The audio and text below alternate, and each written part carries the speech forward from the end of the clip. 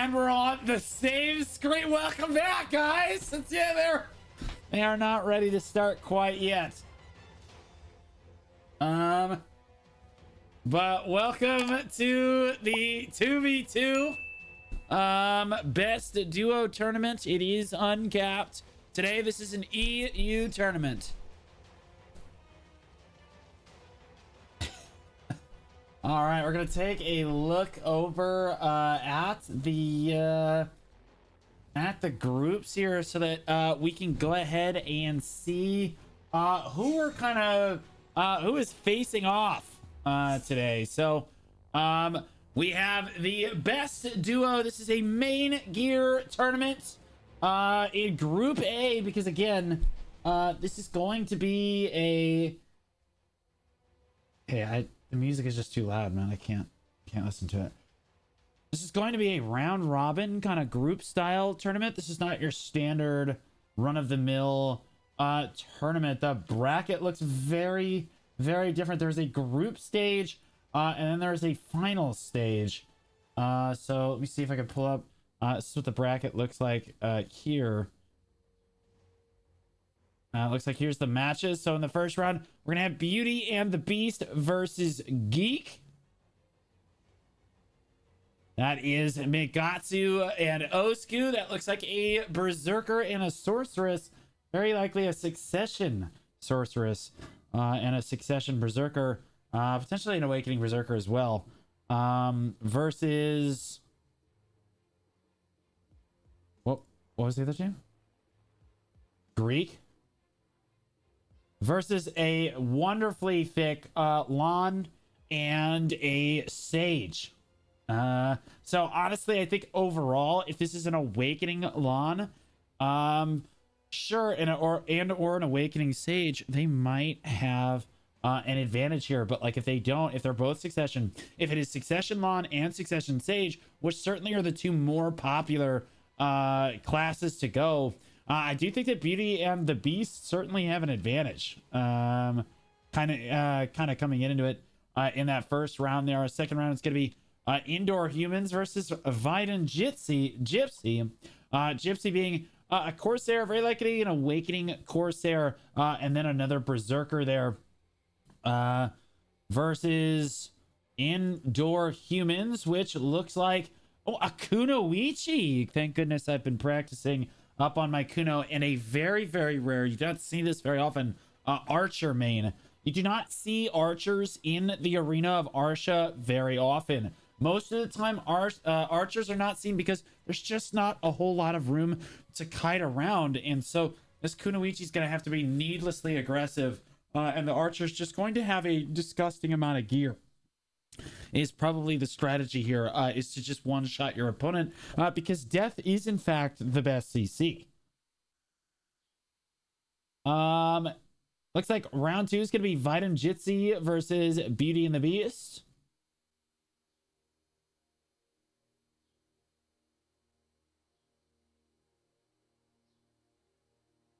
Oh wait, so like okay, so this is all for the first round. Wait, what about the second? What about the other groups? What about Group B? Imagine. Oh my god. Oh my goodness. Wow, that is a lot of PvP today. Oh, all right. That's a lot of teams. That's a lot of fighting. That's a lot of fighting, guys. So it looks like we have 4 group stages. Oh my god.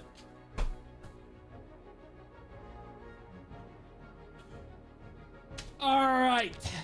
Let's just take it one round at a time. Oh, yeah. So I'm also shoutcasting More of the Roses later too, so it's it's a little crazy.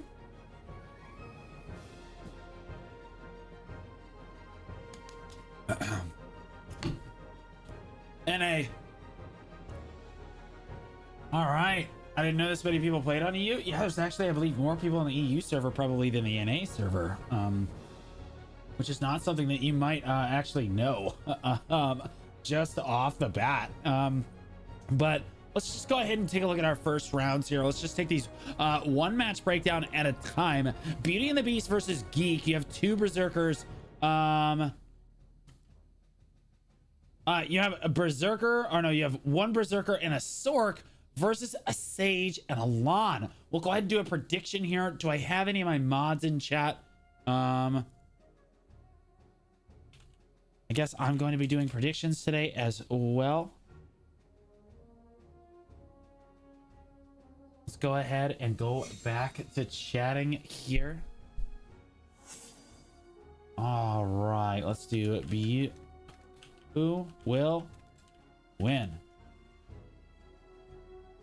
Beauty and the Beast or Greek? All right, I'm gonna give you guys 2 minutes on the clock for this one. Okay, remember, Beauty and the Beast is the Berserker Osku, and Migatsu, I apologize, on the Sorceress, very likely an Awakening Sorceress, because we don't see Succession Sorceresses very, very often. And then we have Greek on the other side of the thing, which is BRNY on the Lon and CJ on the Sage. Is the tourney today? Yes. We are live with it now.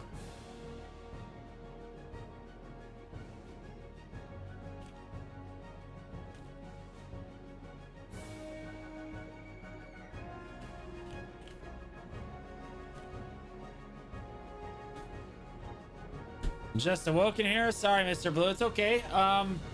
If one of my mods wants to DM me on Discord, I will send you the brackets and stuff so you can constantly put in the predictions for me. If you're not going to be awake, I completely understand. I get it.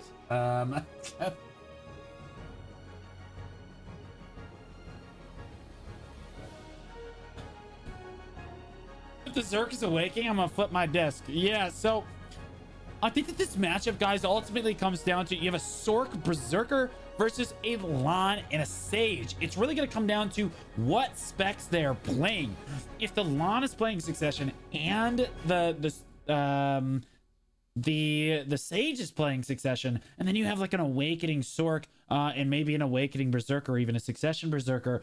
Oh, I definitely give the advantage to the Sork Berserker combo, because like I feel like the Sork can kind of just jump around forever. It's going to be very difficult to lock down the Berserker, who can just grab people all over the place. BRNY is an Awakening Lon. If that is the case, that would mean that the Berserker is going to be in quite a bit of trouble. Osku is definitely going to be the kill target for this team. The Berserker is definitely the weaker of the two links in terms of classes that you can catch out. It's going to be much less protected than the Awakening Sork or the Sork counterpart. The Sorceress can just stay comfortably in iframes. It's got Nightmare. It's got protected movement all over the place. Very difficult to grab a Sork, as tempting as it may be. But the Berserker, big hulking man that he is, definitely a lot easier to grab. Saying Osku is Succession. Yeah, so Succession Berserker is going to be relatively easy to grab for an Awakening Lon with that ranged like cone fan style grab. It's going to be much easier to lock down. So I think Greek definitely has the advantage coming into this first round here. And I will help. Then I'll be back to being a useless VIP. No, you're good. Yeah, one grab versus three. Yeah, I mean, like, you always have to talk about grabs in a 2v2 matchup. Now, I will say that, guys, 2v2 meta, 2v2, like, what is considered good and what is considered bad in a 2v2 is very, very different than what is considered good and what is considered bad in a 3v3 or a 1v1. It's just a completely different game in BDO. When you talk about two peoples, for example, Succession Striker is still considered extremely viable in a 2v2 versus in a 3v3 considered griefing and are reportable. CJ is playing Awakening Sage. Okay, so you have Awakening Sage and an Awakening Lon versus a Succession Berserker and an Awakening Sork. I just don't see it. Compositionally speaking, the Lawn and the Sage should absolutely have this. Almost without question, but like we are waiting for them to kind of get ready and kind of jump into the tournament. I'm going to look ahead to the next round here while you guys, I know you're voting on that round, but we're going to go ahead and look ahead to Indoor Humans versus Viden Gypsy here. Indoor Humans is a Kunoichi and the Archer, which is the most interesting composition that I believe that we have seen so far. And then Gypsy is the Corsair Berserker, Specs and Apellis. Specs probably on an Awakening Corsair, and Apellis very likely on a Succession Berserker. Both of them are going to have grabs if that is the case. And into the Archer, I'm not sure that there's going to be much that Mula Pobla, who is the Archer, I'm not sure that there's much he's going to be able to do. Kuno Archer is not a very good composition. It seems like just two friends kind of having a good time. I guess there is a certain amount of it that like the Archer could just come out aggressive. And then while they're diving the Archer, the Kunoichi kind of jumps in from the side and lands a grab or a quick burst onto someone. If it is a Succession Kunoichi, you're going to have a pretty substantial amount of burst, and Kuno should have a pretty easy time catching out an Awakening Corsair or catching out a Succession Berserker. So we'll actually have to see for that round there. I low-key want the Corsair to win. I'm not going to lie. It loses in the first round. No big deal. Okay. No, it's got a very high chance of winning that round just based on like compositionally. Remember, guys, gear is a big factor in these tournaments. So as much as you might break down composition, if you just get gear checked and it's a good fight, you know what I mean? It is what it is. McCarthet just resubscribed for 5 months. McCarthet, welcome back for 5 months, man. I really appreciate that. Thanks so much, buddy.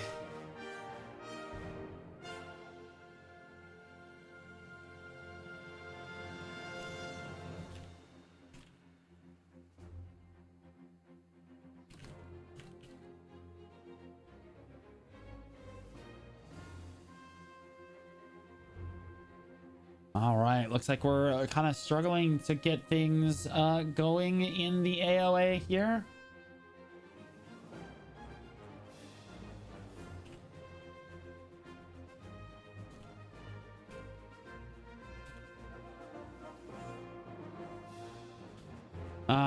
So you look so hot in a hoodie, Mr. Diesel. Thanks so much, buddy. It's disguising the same shirt, which I was wearing 4 hours ago when I streamed.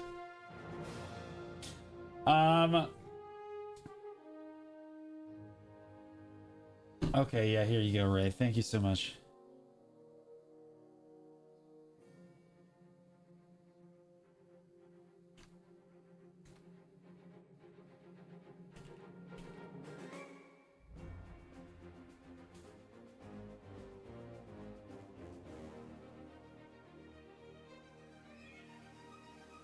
All right. So we're kind of just trying to get everybody into the AOA here. KR, good morning, buddy. It's good to see you. I'm very excited. Let me look ahead. Let me look at some of these other teams here. We're kind of just gonna look at, guys. You guys want to peruse the teams with me? Let's take a look at this.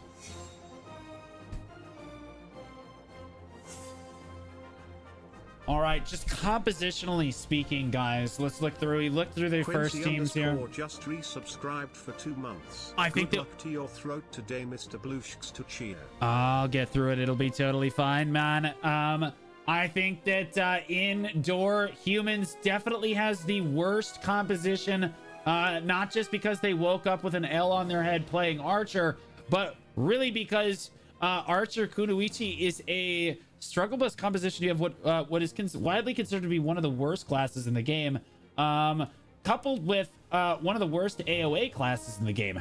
Kunoichi, to her advantage, at least is very, very good in 1v1s, and if you're a good Kunoichi, you can make a lot of work happen. Let's take a look at Group B here, though. Interesting, as we have DJ and Laurelyn. It's interesting. Remember before when I said 2v2 and 3v3 are very different? In an uncapped 3v3 environment, you really are gonna you're gonna win with a shy compositions are a W. But in a 2v2 composition like this, I really don't feel like a Shy is necessarily a super great idea when you couple it with a Berserker. Maybe if you're able to couple this with something that has a lot more damage. But when coupled with a Berserker, I'm not really sure that I like this composition very much. I don't think there's going to be a crazy amount of damage there. DJ is definitely going to have his work cut out for him there. If he's playing an Awakening Berserker, I think that helps him tremendously. The Shy resists will help him kind of keep himself a little bit more protected. It'll also give him about 100 more gear score worth of damage overall, which should feel pretty good. And Awakening Berserker has some great accuracy modifiers, so as long as he has a really good amount of gear, that composition might actually work. We will see, but DJ is going to have to be a super gamer there. If we look down, ooh, this is a scary composition. You have Sankix versus Kelty, Valkyrie Berserker. If that's a Succession Berserker and an Awakening Valkyrie, even if it's a Succession Valkyrie, that is an extremely terrifying composition. Low mobility relatively on a Succession Valkyrie, but if it is an Awakening Valkyrie, the Hostiludium, and then watching the Berserker kind of gallop at you like a Wolverine on all fours, like an absolute primate, is going to be extremely scary. Probably the scariest composition that I've seen so far in the tournament. If we scroll down a little farther, we have LJ. We have Team LJ. Bro, what? Bro, what are you naming your team this for? Like, how am I? What do you want me to? What is that, bro? What? All right, 666 in Nyan. That looks like a sorceress on the right here. This looks like a ranger right here. You can correct me if I'm wrong, but it looks like a Sork and a ranger. And if that is a Succession ranger, it looks like they just it's basically a buy round. But if it's an Awakening ranger, oh man, Awakening ranger in a 2v2 with a Sork is so hard to pressure. Unless you have a lot of range to kind of pressure them down and run away. Sork's greatest counter is to just run away because they have to have a board certified doctor's inhaler to actually catch you. Awakening Ranger is exactly the same. They can't keep up with a super high tempo fight like that. They like people to be pressuring them. They like people to be diving them, but like that is a very, this is definitely the scary team. If that is an Awakening Ranger, that is an extremely scary team. I take it back. Nat Pack is also extremely scary, but for different reasons. This is just exploiting the fact that Ranger is just absolutely super thick, but also crazy good in a 2v2 like this. If we look down at the bros, you have Luke Griffin versus Aegis. There we go. All right.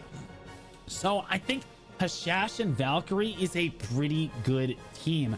Hashashin used to struggle with accuracy problems, but recently got an accuracy buff in the last few months or so. And then Valkyrie, of course, probably one of the very best classes in the game at small scale PvP like this.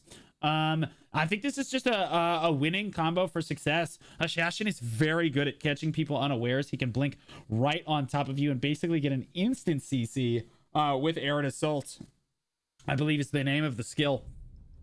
Absolutely fantastic class. So very scary teams in this group 2 here. Let me know who you think your favorite is going to be. I think that, like, I don't know, this Orca composition, man, DJ is gonna have his work cut out for him with the Berserker Shy, but Sankix Kelty definitely looking really strong in the Valkyrie Berserker.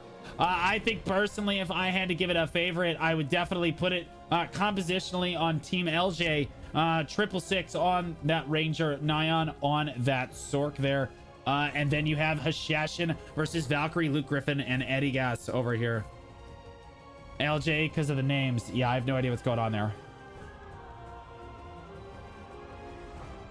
The Orca team is not showing up. Hashtag dodging as usual. All right, so we're moving down Team Booty. It is funny because the Corsair is all after a Shiver Me Timbers, that pirate booty. That is definitely what they are talking about for sure. Not that ass, for sure. and it looks like an Awakening Striker on Gloomer. So like I actually like that composition pretty good. Like if it's an Awakening Corsair, Awakening Striker, that's actually a very threatening composition. Awakening Corsair can put on a decent amount of pressure from range, also offers a grab. The Awakening Striker is a lot of disruption, a lot of frontline potential, and offers 2 grabs in that kit. And it's a very protected overall bruiser. Very, very fun composition right there. That's definitely one of my favorites in the tournament so far. Looks like off meta. Agree. Team bottom. Cess Verser on hopefully a Succession Witch. And then Starcrossed on what is hopefully a Awakening Corsair. Although if they show up on Succession Corsair Awakening Witch, that's gonna be a little rough. Cecil plays Awakening. Okay, so I'll go ahead and change this for them right here. This is team by round on this one, because Awakening Witch is literally just not going to be able to win at all. That's basically going to be a complete disaster. But wait, there's more. Bongos, Yakamori, and Jose. You have a Shy in... Please tell me it's an Awakening Nova. If it's a Shy Awakening Nova, I'm not sure they can actually be beaten. If it's a Shy in a Succession Nova, I'm not sure what happened. There he is.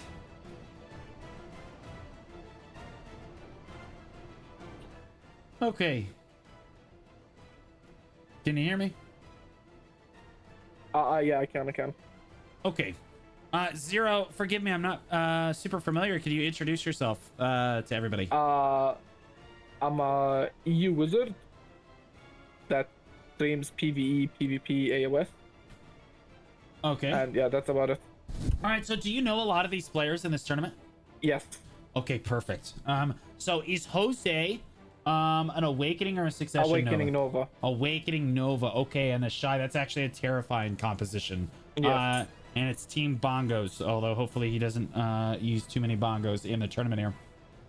Send cat pics, please. We pay good money for it. He's playing a Megu. I have 0. I don't... Oh, God, Cola dude. Zero's an Like, Awakening classic... striker. I don't know about Shiny. Okay, so wait. So Awakening Striker on Cola Zero, and Shiny is probably playing Fox Girl Succession Megu, if I had to guess. Although Awakening Megu can be very scary. That's a pretty good composition overall. Not bad at all. If you have a frontliner on the Striker, and then you have a Succession Megu to kind of back him up, or even if it is an Awakening Megu. Let's take a look over. At Group D here. Oh, go ahead. It's a Suck DK with an Awakening Valk. Oh, wow. Okay, Michu KPK versus and Tabtor. So a Succession Dark Knight versus an with an Awakening Valkyrie is an extremely potent mix. You get the 20% or 12% accuracy buff from the Valkyrie on a DK. 15. There's 15, I apologize. Which is already doing a tremendous amount of damage, giving it even more accuracy in there, so the DK can just blink around and just one-shot everyone while the Valkyrie stands there and looks pretty for people. And goes for catches. Oh, good, look at this. This team is griefing. You have Waycore on the Shy versus Pruno, who actually lost the Champion Select and chose Meiwa. It might be an Awakening Meiwa too, based on the picture here. Do you know? Even if it was like Meiwa, it's kind of scary. The class is really good with the Shy buff. It's just gonna blast. I don't know what Pruna is. Like, I know some of them. Like, I know like 80% of them. So I don't know. Maybe my chat knows Pruno. Yeah, it might be a Suck Meiwa, in which case their strategy, this team's strategy, is that Death is the best CC. 500 billion gear score value is actually not crazy high, believe it or not, especially when you divide it among 2 people. So that is, they might be getting one shot, which is part of the problem here. But like, and then they're going to be going up Team Gear Lords, which is playing a Draconia. Yeah, so we have team 500 billion gear value with between two people versus team Gear Lords, which is QZG and military. They're actual gear lords, by the way. So, and yeah, Okay, so the name does not lie. Is it an Awakening Dracania? It is an Awakening Dracania with an Awakening Valk with Wow, that's the actually best gear in the game. Wow, that's actually very impressive that they have all the gear in the game and that their chastity belt is actually fastened so tightly to their waist that they're actually even playing the meta classes on top of it. That's actually nuts that they're going to play that composition like that. It's probably the favorites to win the entire tournament there because I'm fairly certain they haven't had sex in over 10 years. Team 10, the Thuggers, Remiko, and Oogie Mane. Oogie Mane actually pretty well known over on the NA scene over here. It looks like, is that a Musa? Is it a Succession Musa or is it Awakening Musa? Well, Oogie is unpredictable, so he can be, you know... he's a wild card for sure, yeah. He is a wild card. I mean, Ramiko too, you know? Hopefully, Ramiko can do something this time and not 1v15 and like he did in Guild League. True. He might have accidentally, you know. Yeah. He might have accidentally. Is Remiko a Succession or Awakening Berserker? Do you think today? He's a Succession Berserker. Okay, Succession Berserker. And then down here at the bottom, we have first place 60 euros, 30 euros per person. Second place is 40 euros, 20 euros per person. Third place is 20 euros, 10 euros per person. But then more importantly, you get the Pearl Abyss pearls. First place is getting 7k pearls. Second place is getting 5k pearls. Third place getting 3k pearls today. Let's look at these first compositions. See if you could explain this to me. Can you please explain to me, was this person hurt as a child? Why is he bringing Arsha into this AoA? Is he just that good? I'm sorry, this is EU matter, you know? They love archers for some reason. There's like 10 in each guild or something like that. Well, So I mean, we have a lot of archers as blast. well, but when you say AoA and I'm out, you know what I mean? Like that guy, they can't show up. Yeah. It is what it is. He is gonna get bullied for sure. It is absolutely. It looks like we're gonna be going into our first round of the tournament, which is gonna be Beauty and the Beast versus Greek here. Looks like it is ready to go, and they are all set here. Let's see if I can turn off those the guild quests here. Would be nice if I get an invite so I can spectate myself. But oh, that would be spectacular. I am forgotten. Yeah. They forgot the NA. If it makes you feel any better, bro, I didn't even know I was streaming it until like 20 minutes ago. I'm nervous. I'm not even reading my chat. I can't multitask. It's gonna be wild. So. That's okay. You could just, if you need to, you can like spectate off of my stream and then like just kind of if you want to fill in kind of like in between stuff. It would be great if you could get some filler information for like some of the players and stuff, because I don't know a lot of the players very well. It looks like the BSR is being reset here. Remember, guys, this is the Berserker, and it looks like a sorceress. It looks like a Succession sorceress, and look at the dye on that Sork. Oh my goodness. The high heels on with the ribbon in the pink. Honestly, I'm kind of messing with it a little bit. And then the dapper Berserker, I gotta hand it to him. EU's costume game is on point. As we come out here, it does look like Osku is in Succession. That was the Tyvek belt active popped right there. That man has some gear on as he charges in like a Wolverine to try to find a grab happening in here. The lawn, of course, flying overhead, looking for anything that they can find. Nagatsu trying to land, but a beautiful grab on Osku right there, and taking a lot of damage on the back end trade from the Awakening Sage, who's just throwing down that lightning prism. Osku, though, gear is definitely the most important thing here, as he stands in the middle of everything like a titan, not actually taking any damage. BRNY is actually very, very low as he kites back right now, moving away on the lawn over there. It's very difficult to lock a lawn down, and they are gonna get him. Oh my goodness, just gets blown away from standing, and now it's a 1v2. Oh, but a good grab right there coming down from CJ, and finds a kill. Oh my goodness, the double kill. CJ turns it around and says, yeah, I don't even need that lawn. She's just an addition, man.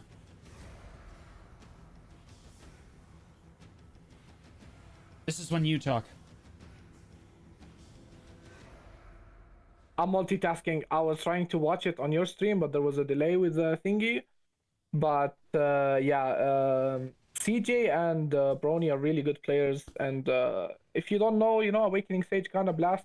So it's going to be a hard time for Roscoe to do anything with Yeah, I Brony mean, trying to grab him and CJ blasting at the same time. yeah, BRNY just constantly looked like, I mean, you come into this as an awakening lawn, you think you're standing behind the couch, and then the camera pans out, and you realize that you're the one that's actually sitting on the casting couch, with that Succession Berserker sitting behind you. So BRNY needs to play a little bit safer. CJ gets caught, has to be immediately there, is down at 50%. BRNY spectating from afar right here, trying not to get grabbed. Good grab down onto Osu right there. CJ's trying to collapse to try to get some damage down on the Awakening Sage right there, but a risky re-engage down at 50%. Right there, BRNY skirting the outside of the fight, buying his time, waiting for someone to kind of step out of position here, looking for that dash grab. Wonderful counterable gameplay. There's the class buff from the lawn right there. Another good grab right there onto Osku, and he's gonna go down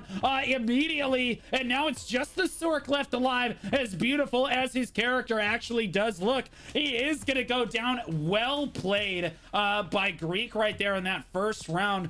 To play it really slowly, BRNY almost an afterthought. Is that who you thought would win this match, Zero? Honestly, I thought it was gonna be a wilder fight. I thought it's gonna go 1-1 into That's a lot wild. of wilder stuff, Yeah, Notice looks like a Oscar pretty and strong Miguel are kill. one of the good players from EU, and same for Brony and CJ. So, thought it's gonna go 1-1. Both of them are gonna struggle, but it looked one-sided for a second. Maybe It looked CJ's damage and grabs are on point. It did look like Beauty and the Beast was actually going to take it in that first round, and then CJ landed a clean grab and just killed them both immediately back to back in a 1v2. Actually just busting out the moves on that one. So yeah, it looks like Notice showing up in that first round there, sporting the Special Forces Commander on that Awakening Sage, and for good reason. The man is gaming. We're looking ahead to our second round here, which looks like Indoor Humans versus Vitan Gypsy. If we can get that prediction running in chat. Yep, we already have it going. Thank you, mods.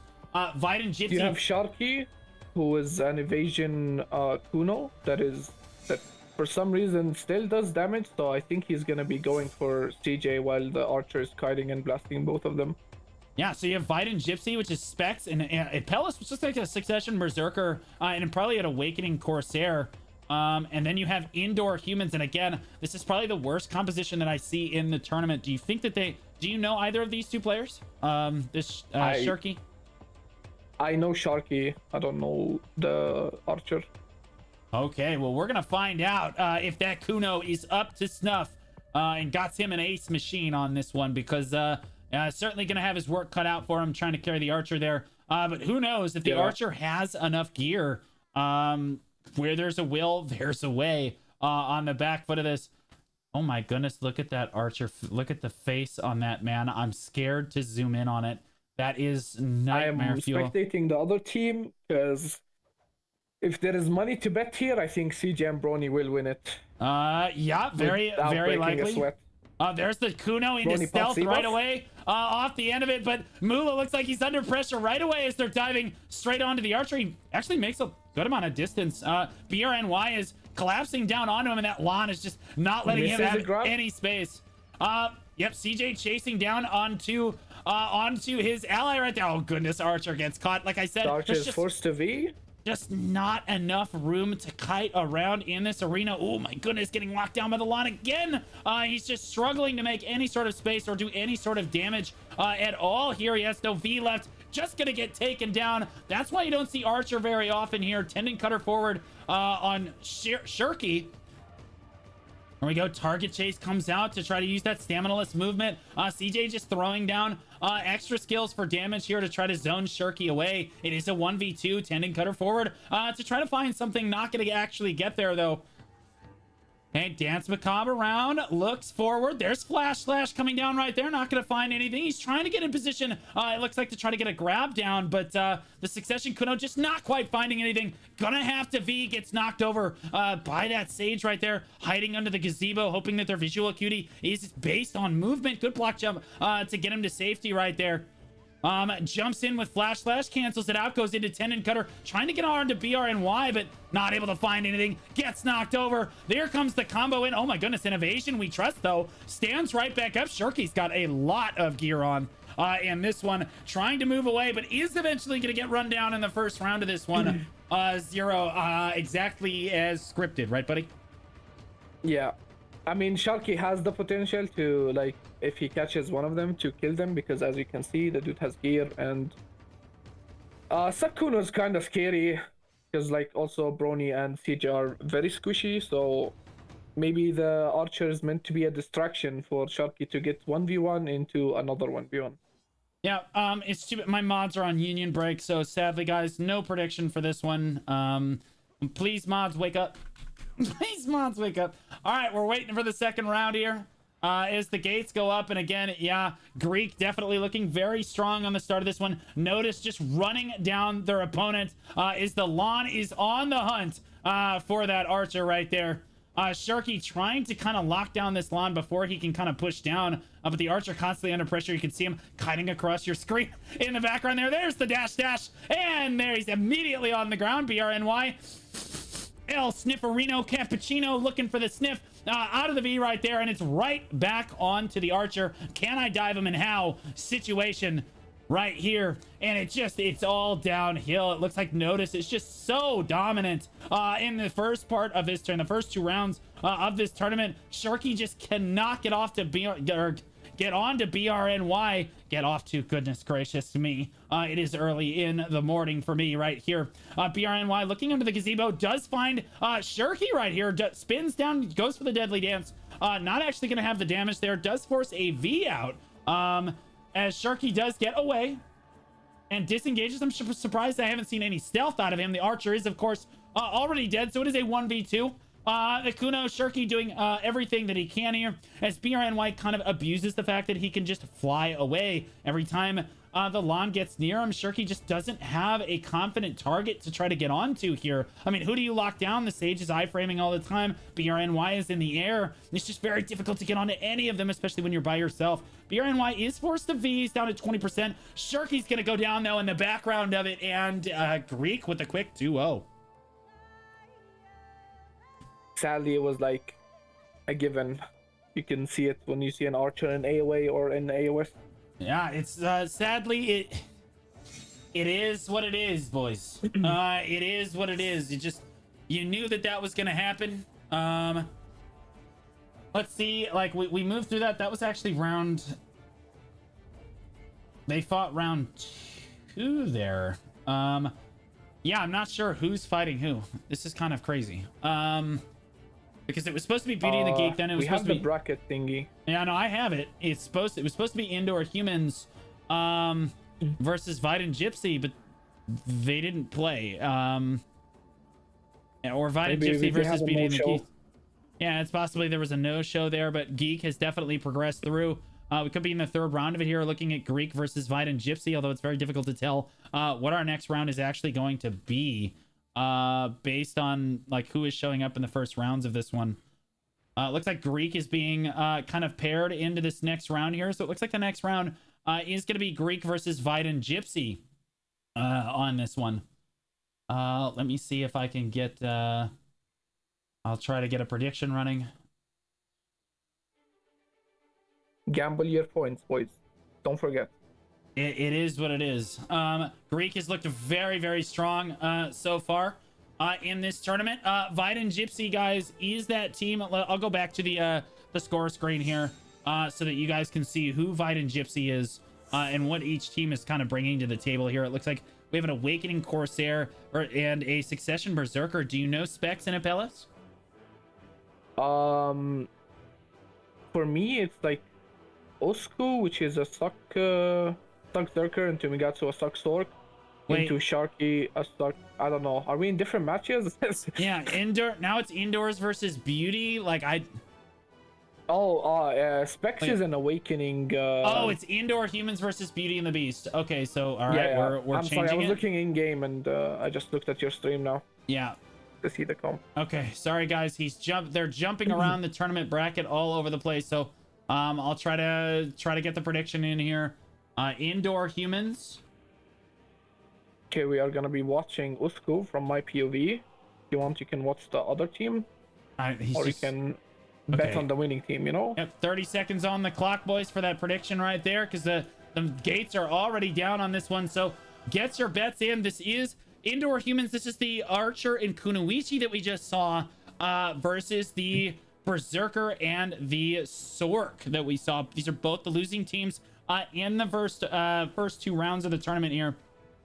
Honestly, this is Team Beauty and the Beast, and I'm gonna be honest with you, accurate. Like I said, their costumes are spot on. That is one of the best Sork dies I have ever seen. Looks so good. Coming out here as they buff each other up. Looking to move forward right now. There's the again. Yeah, there's the Tayback belt pop. Once again, the block jump coming down for Shirky. Try to go for the grab right away there. Osku looks for the stun, but actually gets found out by the Kuno. It looks like the Archer just Osku is gets already a nasty died. grab on Sharky. Yep. Tries to linger him as soon as he can. That the V is actually out, but he's still in the Berserker's hands here. So now they're both sniffing. There's the V sniff right there. He grabs him again. Can't escape the Berserker hands, and the Archer was dead before you could blink on that one, very sadly. So yeah, Zero kind of playing out how we thought it was going to on this one. Yeah, maybe I should have put a prediction on your channel on Osku, because sadly it's a given when you see an Archer. Yeah, this is why you don't see Archers very often in the AOA. It's regardless of how good you are at Archer, you're just, the class is so limited on what it can do. It just cannot get away from any sort of pressure here. And sadly, Sharky doing what he can on this Succession Kuno, but like, it's only so much pressure he can actually put on. Here, as Sharky comes out, he's just running straight forward with target chase all the way across the arena. There's Blooming coming down. Oh my goodness, tendon cutter forward. Oh, and he left his Archer all alone on the back line, and he is under some serious pressure as Sharky actually taking a little bit of damage right there. It looks like the Archer did get to safety. Never mind, it was a V. And now Osku has him in his hands. Yeah, and it looks like he's gonna go down right away. He is scrambling backwards. Yeah, Nigatsu is really low, forced to V. Yeah, Osku is really, really low, chasing after him. The Archer doing his best to create any amount of space, breathing heavily with his back to the wall right there, trying to get away from the Succession Berserker who is mauling him, but sadly not able to make anything happen. And Sharky just cannot find a pick on this Succession Kuno here. Very sadly, goes into Flash Slash, but cancels it. Looks for the Shadow Clone right there. Oh my goodness, gets knocked backwards. No follow-up CC.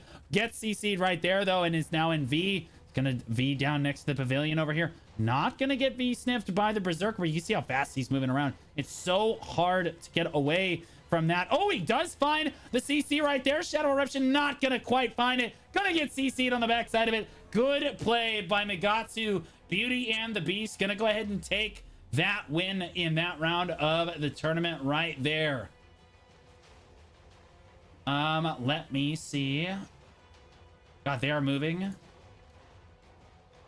so quickly through. Which groups do we have now? Yeah, I mean, yeah, because there's War of Roses in a couple of hours for EU, so they're trying to be done with it as soon as they can. It's in 2 hours. There's no way they get through this tournament in 2 hours. That's crazy. That's crazy talk. That's they madness. need to start right now, and then I mean, some teams will run through other teams. Like, I'm betting my money on Quiz and Military Team Gearlord. Okay. They shouldn't have a challenge, or like they might have like maybe two teams that could consider a challenge, but some of the matches will be like as you witnessed right now with the Archer one. Yeah. It looks like the next teams are getting set up here. That was kind of expected. Sadly, the Archer team getting knocked out relatively quickly there. We did expect that, though. Not much that they can do in the AOA like that, but like honestly, the story so far has been Greek has looked very, very good. Is that guild? What was that guild again?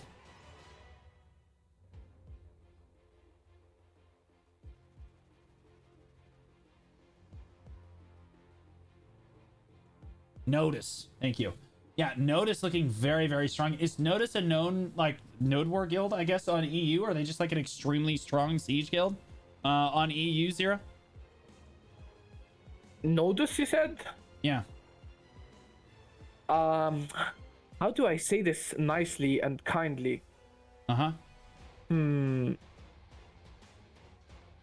Their theme song is the clown song, you know? You know? Oh, Does so they're that just like make an sense? open world guild that mercs in and just carries every other guild. No. Through merking.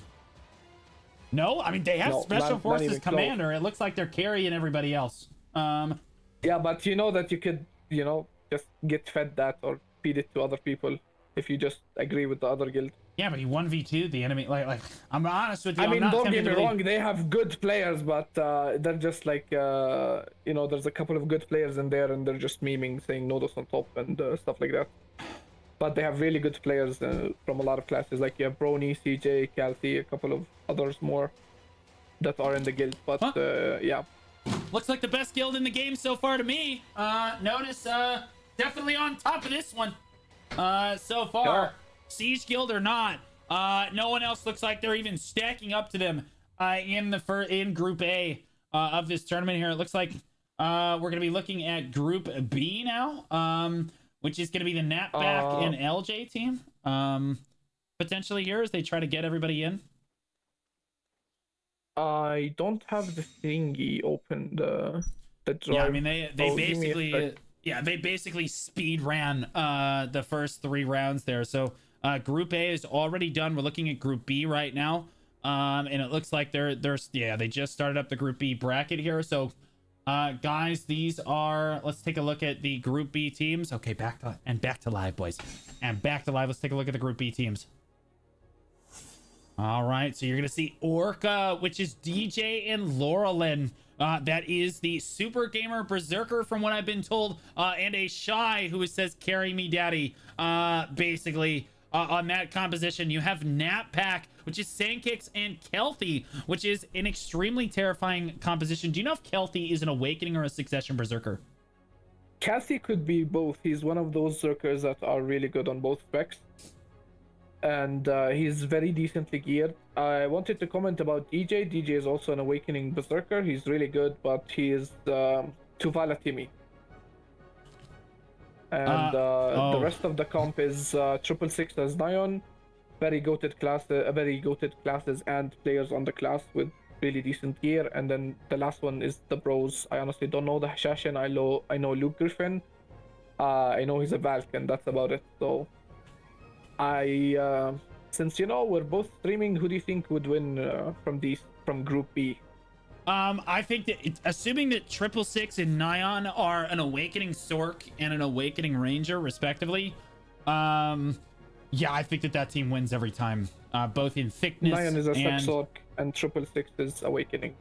Okay, well, Sork is fine too. It's not going to be as strong. Yeah. But like, I still think that like the Succession or Awakening Sork is kind of irrelevant. You also have the Ranger on the back side of it there. I think that compositionally looks really good. Sandkicks and Kelthy are also an extremely good matchup here. But I do think that the Awakening Ranger and the Sork composition are just very powerful because they can basically play every match at their discretion. But Sandkicks and Kelthy can kind of catch them out if they play aggressively. You said DJ is a gearlet? Yeah, DJ has like the AP to do damage, but like he doesn't have that insane. Okay, so like, he'll be DP. dead in the He's, first like, round of every 390. one of these. Yeah, so he's screwed. Probably. Orc is out. This is 0-2. I'm predicting it right now. 0-2 Orca. Down tremendous on this one, but we will see. As good as the Zerker as you might be, it's going to be a little bit hard to make anything happen, even with the Shy there to buff you up. You're the kill target. And you have no gear on. You know what I mean? You find yourself sitting on a couch. As good as this Hashashin might be, I'm not sure Hashashin Valkyrie is necessarily it There's definitely a lot of pick potential there, assuming that Luke Griffin is an Awakening Valkyrie. EU is one of the regions, it probably has the best Valkyries in the world on EU. So like, I'm very excited to see some Valkyrie gameplay on this region, as it is very, very well known for how good those Valkyries actually are here. I'm curious to see how good this Hashashin is to basically represent the entire population of Hashashins worldwide. He's probably at least a top 3 Hashashin, because there are only 5 people playing it of the 100,000 worldwide players here. Yeah, who exactly? Edigus, I'm not sure who that is quite yet, but they are still getting them into the arena here. A lot of Valkyrie compositions here. Do you favor the Valkyrie or do you favor the Shy? Like, if you had your choice in a 2v2, I would take the Valkyrie. I would Those agree. 3 heals with SA heal, accuracy buff, DP buff, crit buff, with also a class that does damage, have a grab, almost unCCable, also, vacuum, and really good damage, as like even with double cadres. If you don't know the meta on EU, that's how geared Valks run in like 2v2 small scale with 2 cadres, unless they need a little bit more damage. Okay, so hopefully Luke is geared enough to run that comp, and then I think it's gonna be a hard match between Nappack and Nyan and 666, which is Team 4 and Team 16. Those are the teams that shine in my eye, in EU's eye, in this group. Yeah, no, I completely agree. I think that the Valkyrie is strictly better. It looks like Orca saw the writing on the wall and decided, let's just not show up for this one. Let's see. Sorry, I'm putting the bracket in. Exclamation point bracket, guys, should work now. So that you guys can see the bracket yourselves on the backside of it as things progress here. Orca, go ahead and dodge out of basically every round of this tournament.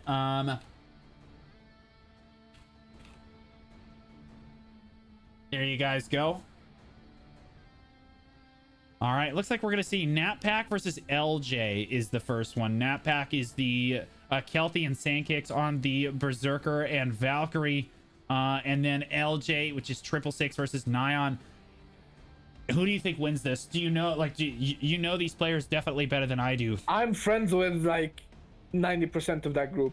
Okay, I so was in who do guilds you with them? be honest with yourself? Who wins this? It depends on I think it's gonna be either Team 4 or 16. I know there's only 4 groups in there, but those 2, depending on how they play it, like, if you don't know, I don't think NA has a lot of sucks orcs, but in EU they're pretty scary. And Nyan is rank 1 AOS, and he's pretty known in the EU community as being one of the top 2 sucks orcs. Oh wow. He has the damage, he has the skill. I mean, all of them do, sorry. Yeah. But it's both of them have really good comps, so it's gonna be wild to see, and should be fun. All right, well, thickness definitely goes to Team LJ here. I'm kind of rooting for them too. I think that Sandkicks and Kelty are definitely the underdogs here, especially now knowing that Nyan is that good at Sork. I'm not sure how good 666 is. He is one of the Awakening Rangers that are scary. Okay. Let's say. I was gonna say, obviously people know Kelty too, so we don't go one-sided. Kelty is also one of the goated Zerkers, so okay, so as long as Sanix just supports him, heals, it's gonna look like a very long fight. Yeah, you heard it here first. Zero said that Nappack loses this 0-2 because Kelty and Sandkicks are in fact dog shit. Nyan and 666. He said Nyan on 666, definitely the stronger of the 2 teams. Kelty and Sandkicks, absolute dog water garbage. Not actually, don't even have a chance at this. Sir, I already have enough drama on EU. You just caused another one. I love stirring the pot. See, because I live on the other side of the ocean from you. They can't hurt me over here. It's fine. I can stir this pot as much as I want. This is great. Notice on top. That's all I'm saying. Bro, I can stir this pot as much as I want. It's free real estate. It's free real estate. Indeed. It looks like the match is set up, so we will be moving into this set up round of the tournament in moments here, guys. It looks like based on the predictions, oh my god, LJ has 25,000 points on winning. There is 1% of the viewer base thinks that NatPack actually has a chance here, which again lines up with Zero calling them dog shit.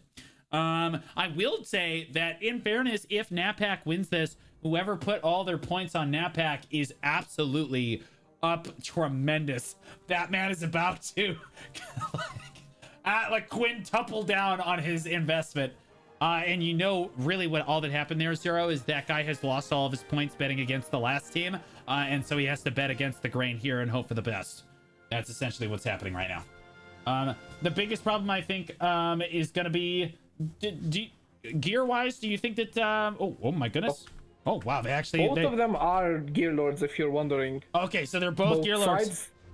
Skankix did miss his initial vacuum right there, playing it slow. This Valkyrie can basically play in very, very protected mode here. Not going to use Hostiludium quite yet, though. Nyan just jumping around in that Sork. It's going to be so hard to lock a really good Sorceress down like this. Triple is on the ground taking a lot of damage.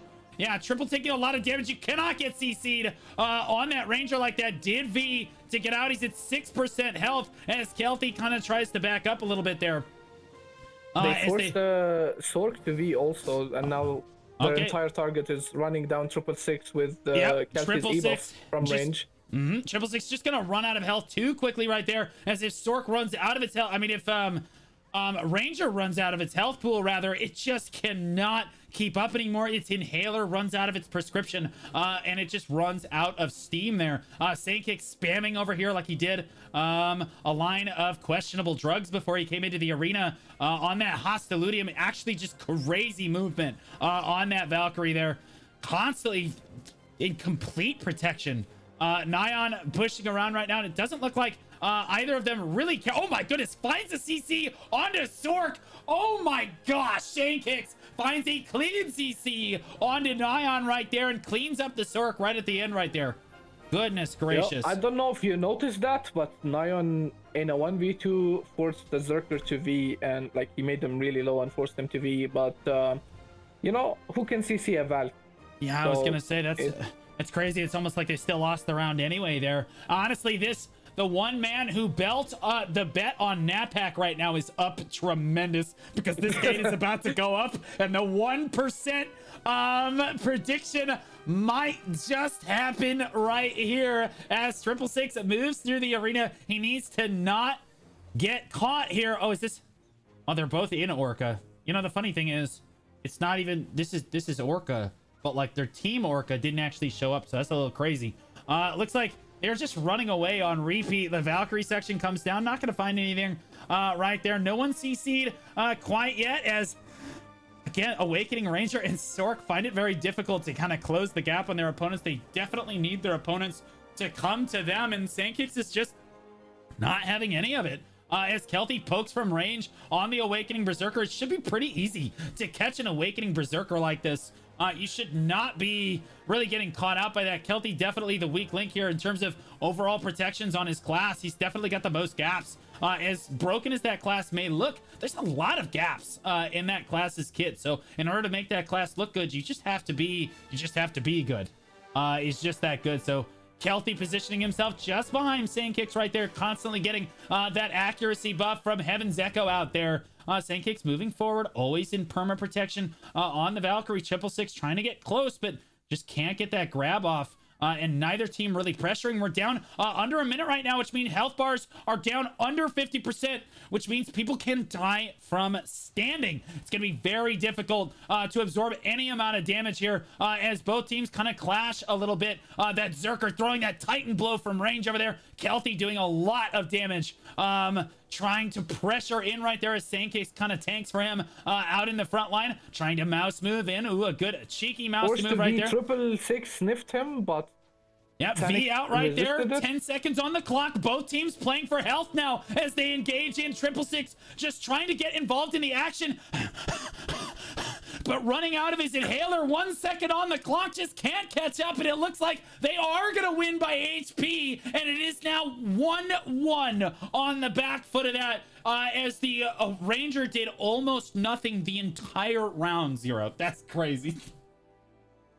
I'm invested, bro. I'm just listening to you shot call, and I'm actually like, Bing chilling here, invested. We're big chilling right now. This is 1-1 right now, and now the LJ fans in the audience are sweating balls, because if they lose this, they lose all of their investments on the prediction. It is 99% to 1%. The gates open. 666 actually cannot afford to get caught here. Dream of Doom, little cheeky coming out there trying to catch. Dream of Doom is very good at catching Awakening Berserker if you're really, really good with it. 666 moving through. And again, look how far behind the fight he is, as Nyan just moves in all on his own, and 666 is constantly trying to catch up to the fight because he can't move in unless he wants to be unprotected very quickly right there. Both of these classes just struggle to keep up with any sort of tempo like this. Dream of Doom coming out, and Strix just laughs at him as the Valkyrie dives in. Looks for the Insular jump, not going to find anything right there, as he's going to back right up and probably heal himself right up there as well. Kelty goes in. That's really risky. Don't do that. Kelty's on the ground. Has to V. Oh, no, he does. Wait, in gear we trust. Stands right back up. Didn't even have to V. But, like, yeah, it's very scary to see an Awakening Berserker. In Valkyrie we trust. Yeah, in Valkyrie we trust. True. Valkyrie can give their allies 3 full seconds of super armor, which is a super fun and engaging mechanic that the developers definitely thought through and balanced out. They also have purification on, like, what, a 4-second cooldown, which heals your ally for like 500 HP and keeps you in full standing protection. Also super, super fun as well. So Kelty diving in disrespectfully right there, and getting punished. 50%. Yeah, 30 seconds on the clock. It's gonna come down to HP right now, and Kelty pressuring from range as his Valkyrie's out in front of him here. All they gotta do is win by HP, as it's gonna come down to the wire on the HP bar. So watch yourselves as we kite into the middle of the arena here. Kelty trying to close the distance on 666 right there, and that's exactly what he wants. 666 backflips into him. Look for any amount of damage. Time blow's not gonna land. Underneath the pavilion right now is 666 trying to move forward. Looks like we did lose a lot of damage onto Sand Kicks on that Valkyrie. 2 seconds on the clock. LJ is gonna take it. Nappack narrowly loses by HP. Oh my goodness. Oh, the audience is saved. LJ takes it home. 1-2. What a close round that was. 0. Oh my god. You were saying something about Nodus being on top. Can you say it again? Yeah, I mean, well, are you sure about that statement? Yeah, I'm positive, because like they looked so good in the first rounds of the tournament. I'll be honest. Hold on. Let me think. That's BRNY versus CJ, right? BRNY and CJ. I don't know, man. That composition is pretty cracked. I don't think Sandkicks can do that against that team. So like, yeah, I would still say that Nodus is on top. So eat it. But like LJ and 666 barely coming out with a win there. Like the rat losers they are, playing for HP and iframing through about 98% of the match. Screw me, man. Like they literally, I mean, it had to be so frustrating for Kelty and Saykix trying to get any amount of damage on a Sork and an Awakening Ranger. Just iframing their way through the entire match. You're just piling damage into them, and it's like shooting at an agent in the Matrix. You hit nothing but air. It's so miserable. But let's look ahead to our next match here. It looks like it's not quite set up yet. It looks like we're gonna have LJ versus the Bros. LJ, of course, that wonderful team, the Ranger and the Sork that we just saw, so good. And then the Bros, which is playing Luke Griffin is playing the Valkyrie. We love, first of all, can I just say the Valkyrie play was up to snuff in that first game there. The peel coming out from that Valkyrie was absolutely insane. They still took an L because it's a Valkyrie, but like absolutely incredible play there. Luke Griffin hopefully come in, gonna show up really solid on this Valkyrie too. Edgas on this Ashashin, definitely gonna have his work cut out for him though, to try to make something happen, because he's gonna be the primary initiate here, looking for something, and the Valkyrie's gonna play a little bit more passively as we move into it. This is an uncapped tournament, absolutely. The Hashashin, I think, is just going to have to jump on the Awakening Ranger. I think the Awakening Ranger, it's a cat and mouse game in this 1-0. So the Ranger has iframes, but it's very difficult. Like, the Ranger doesn't really know when to throw range, because the Awakening Ranger's range is roughly the same range as Arid Assault is for the Hashashin. So, like, the hash can kind of just jump straight on top of the Ranger, and you have to make sure that you're protected when that hash reaches you. And if you are, I think the Ranger can kite back and get a grab down fairly easily at that point. So if the hash misses that initial engage, I do give it to the Ranger. But we are going to see moving into this one, LJ versus the Bro. The prediction is running. Thank you so much, mods, for being on top of it. You guys are legends. The gates are down. What's your prediction for this one?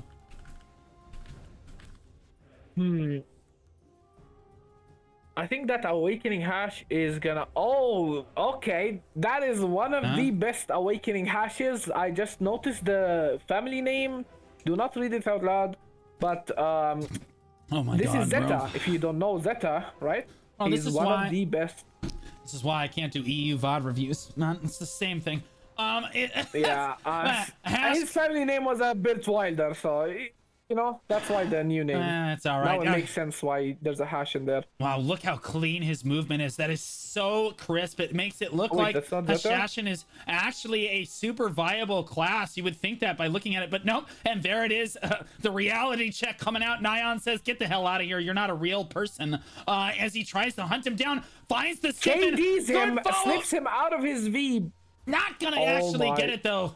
As he moves over. Dives onto the Ranger, not going to find the initial engage and has to back up immediately. You see that down to 50% right there. Gets the grab onto 666. Clean grab right there, but loses so much health. He has to disengage. Oh my goodness, down to 10%. Playing with death right now as Griffin is just trying... Yo, bro, get your health going. What? Nyan just popped E-buff, and Socksork with E-buff is very terrifying. I wouldn't be surprised that Valk dies standing right now.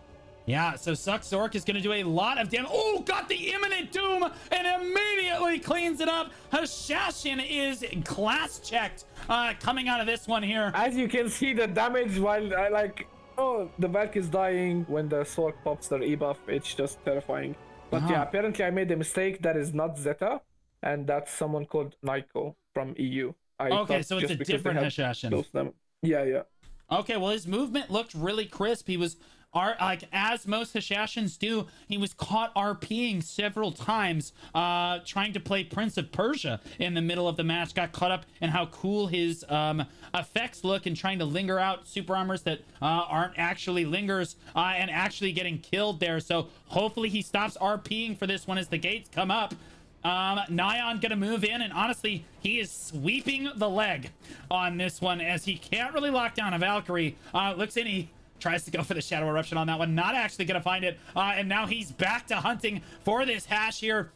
The more pressure that Nyan puts on this hash, the less he's going to be able to pressure 666, because see, 666 can push down the Valkyrie. He's got the range to push down the Valkyrie. He's got the iframes to avoid the Valkyrie grab, and then he's got his own grab as well. So Griffin trying to play cat and mouse, but gets caught right there. 666 has him on the ground. Clean combo. There's the V right there coming down. And again, you can see them just squaring off for their 1v1s. LJ basically search and destroy. You have the Sork trying to match up against the hash, and the hash desperately trying to look over at 666 over there, which is on that Awakening Ranger. Awakening Ranger squaring off against the Valkyrie. Finds him again. Luke is dead. On the ground, is going to take that L right there, and now it's just the hash kiting around the arena now. Look at that wonderful RP.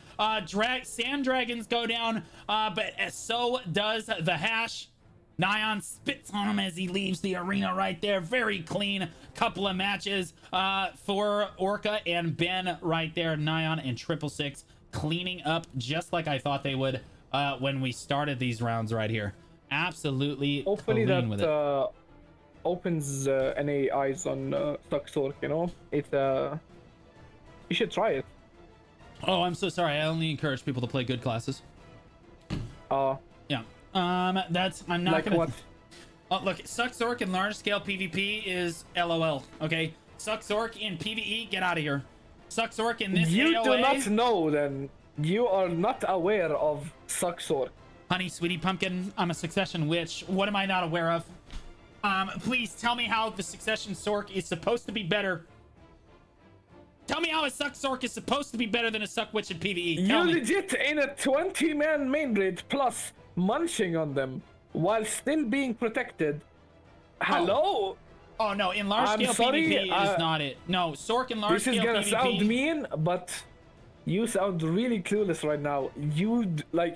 I'm dead serious. You are not aware how busted Sork is in large scale. In large scale PvP? That class has... No, so you just don't understand how to play around it. So this the counter for Sork is to not fight it. I completely agree with you. If you allow the Sork to jump around in your main ball, yeah, he can 1v20. The class is absolutely out of control. Looks giga busted if you just stand there like morons. But the trick is to just basically keep running, because the dude is running with a prescription inhaler. He can't actually catch up. You just keep the guild constantly moving. The Sork can't actually keep up with the fight. You know that they can still iframe without stamina with their shards. So every time they hit you, they gain shards, and they use those shards to iframe and hit you again. It doesn't matter. Their movement is so slow they can't actually keep up with like an Awakening Draconia. The tempo that the rest of the tempo that the rest of like the really high end look the class is a solid flanking assassin, but when you compare it to something like an Awakening Draconia, it just doesn't measure up. Saying that it's implying that it's that good in large scale PvP is obnoxious. Like, it's absolutely obnoxious. Awakening Draconia is cleanly the better class in every single case, and so is Succession Lawn in every single case. Okay, Succulon is an anything, okay? Here in EU, we don't sleep and we have our eyes open, so we see the Succulon, okay? Oh, I'm sure. Yeah, I'm sure. Oh, I'm sure. Yeah, you wait till you play against Ham, and then you tell me. You wait till you play against the best large-scale player in the game. You wait. I'm just saying. Yeah, no, Sork... Here, when we play Node Wars, you know, like... I'm just saying, like... Yeah, I mean, if you just stand there and let the Sork just jump around in your ball, you're absolutely right. It's a top tier class. It's the same thing for Succulon! You stand in and you let the Succulon dies in 0.5 seconds if you open half of an eye. Or well, you could say the same thing for every class in the game, but like the difference is the Succulon can actually keep up with the tempo of the fight. Sork can't really do that. Okay, let's look ahead at the next match. Who do we have fighting here? It looks like the Bros versus Natpack on this one. So these are the two losers of the first two rounds here. You have... Everyone's always going to have their opinions on Sork, but... are you spamming Shift F5 too? What do you mean? I'm spamming F5. To get in? Yeah, okay. Same shit. We were spamming it and I was like... Yeah, no, it happens. No way my keyboard is that it happens. Yeah, it happens sometimes, yeah. It happens. The gates are coming up, and here comes the Assassin RP coming in here. Look at these wonderful dragons throwing out tornadoes right there as well. There's the Awakening Berserker and the Valkyrie composition from Natpack coming out there, who is, that's the favorite, in my opinion, to win this one, but Hash is very good against Awakening Berserker, so it should counter. In theory, the Bros should win this if they have... if they're really good here. There's the Kelty CC right there. Good CC by the Hash. A re-CC right there as well. Kelty has to V out of that. The Valkyrie just cannot peel him that much. And now he's all alone. They have to look for the grab. But no, Kelty kiting back. They went for the sniff. Not going to quite find him right there. Going to go ahead and get his health all the way back right there. Okay, looking around, the fight resets here, and they're comfortable with taking that V. Again, it's the Hashashin hunting for the CC onto that Awakening Berserker. You see, he just ignores the Valkyrie altogether and looks for that Awakening Berserker on the prowl right there. Sandkicks both Valkyries staring at each other menacingly in the middle of the arena right here. As they kind of run. Oh my goodness, Kelty going in very aggressively right there, and the Hash is looking to punish him, tries to jump in behind him, but oh my goodness, Kelty returns fire, gets a stiffen down, forces a V out of our Hash right here. Luke Griffin trying to back up as well. Oh my goodness, Hash does find his way out of his V in a safe manner right there. Now looking around for Kelty, gonna try and jump in on him there. Does get a grab down. Looked like a little bit of DC. To be on the other side, and the HP is capped on 50%. No, but he just took out the Awakening Berserker, so it's a 1v2 now on this one. Sandkicks all alone on this one as Kelty was killed. Like I said, man, Hash is just really powerful into Awakening Berserker like that. You just cannot leave them alone as they isolated both matchups. You're just gonna lose like that. You basically have to play together. Sandkicks and Kelty cannot separate themselves, because if they separate for the 1v1-0, it's game over, man. Yeah.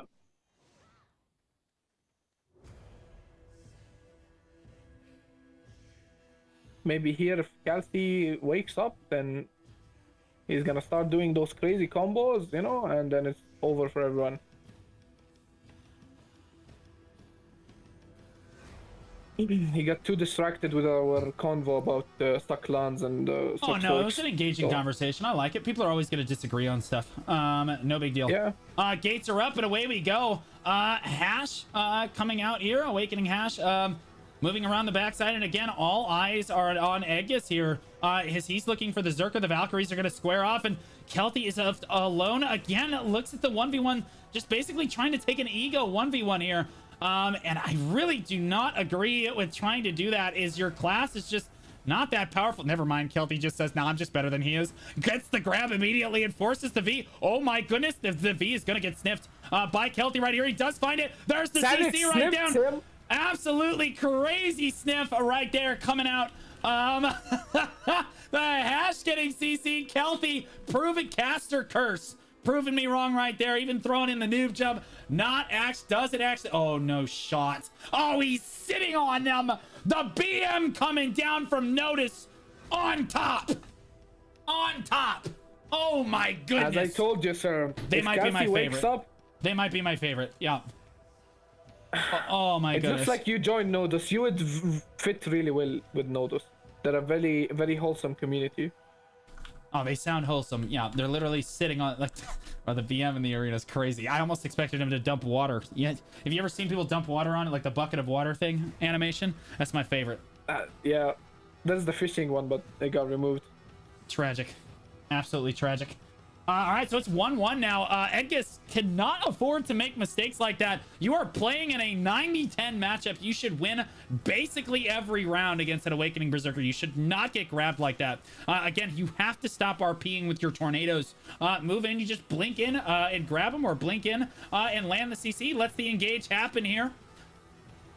Limited moving through, looking for Kelty right now. Sandkicks on the side of it. Looks like they are separated.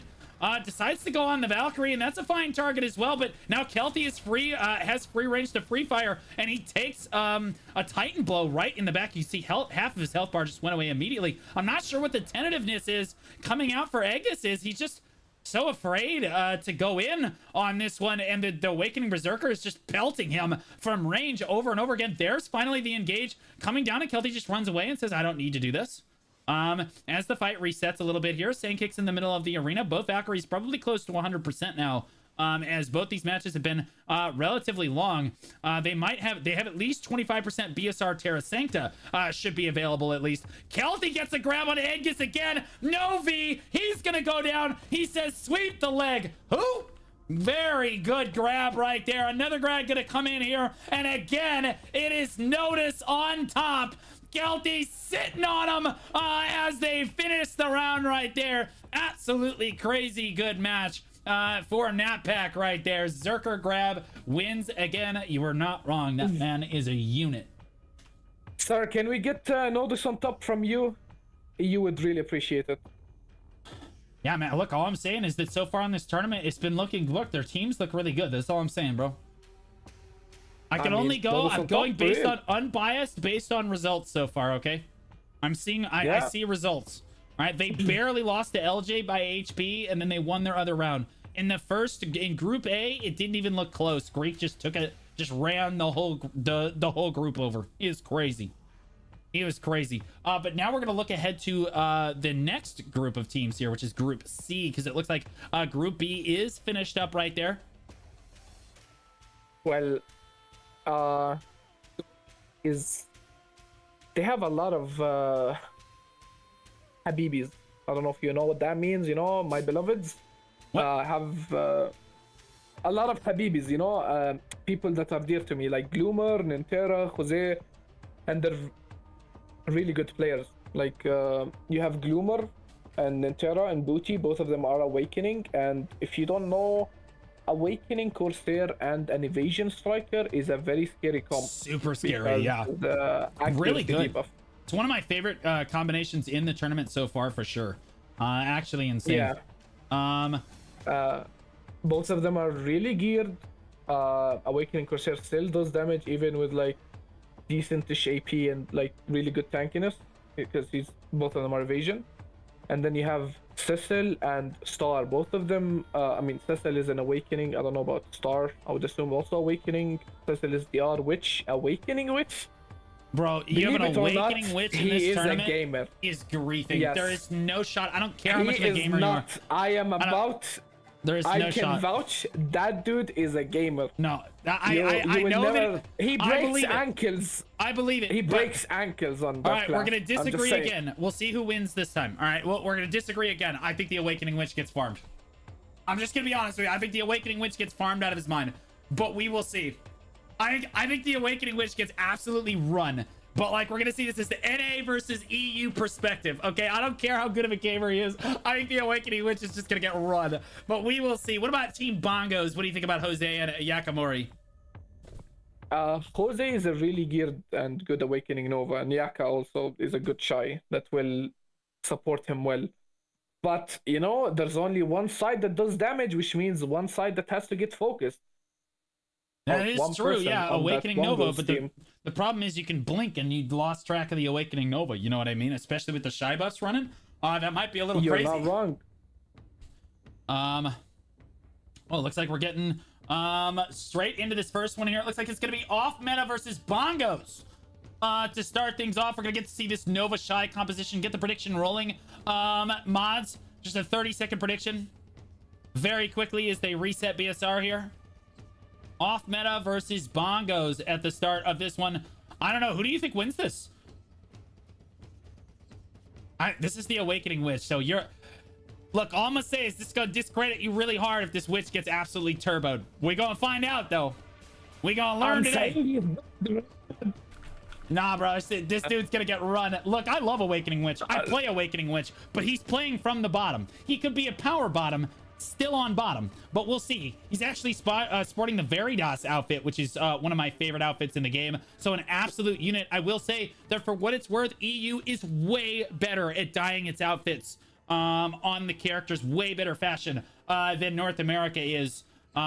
Just like every single round looks way better. There's the speed spell coming out. There's the mana shield. There's the gore pop right there. Choosing to use gore, which in my opinion is definitely the one to choose. That right there. They're diving straight in. Jose going on the Awakening Witch is already taking a good amount of damage. Forced to use mass TP. That's a 5-minute cooldown. And there's the Nova there again. The Witch has to plant her feet. She's already used all of her movement skills, and Jose is right back on top of her, looking for that back attack damage there.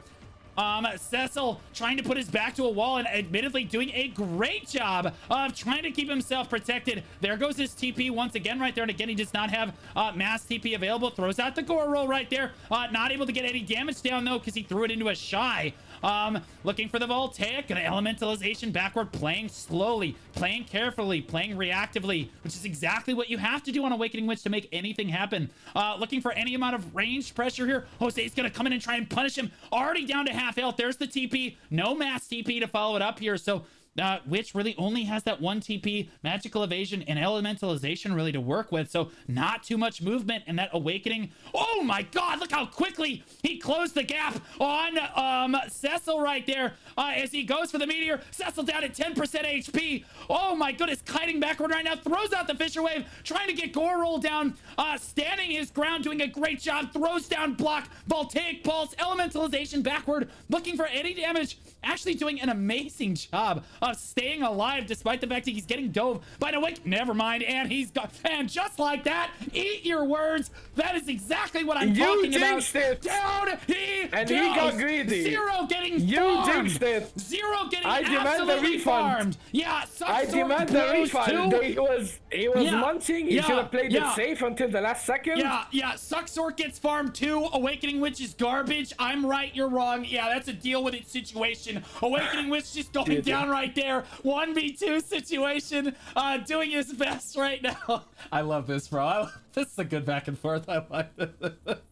Good shit. Okay, listen. We mages as Yeah, a Wizard main, yeah. Here we go. I understand him. Sometimes you have that urge Everybody to, got their you know, excuse bingo see card? people take in, you know, like 2018 meta, even though I wasn't playing that back then, but Yeah, you everybody know, got their it just excuse happens, bingo you know? card? Yeah, got the free space going right there.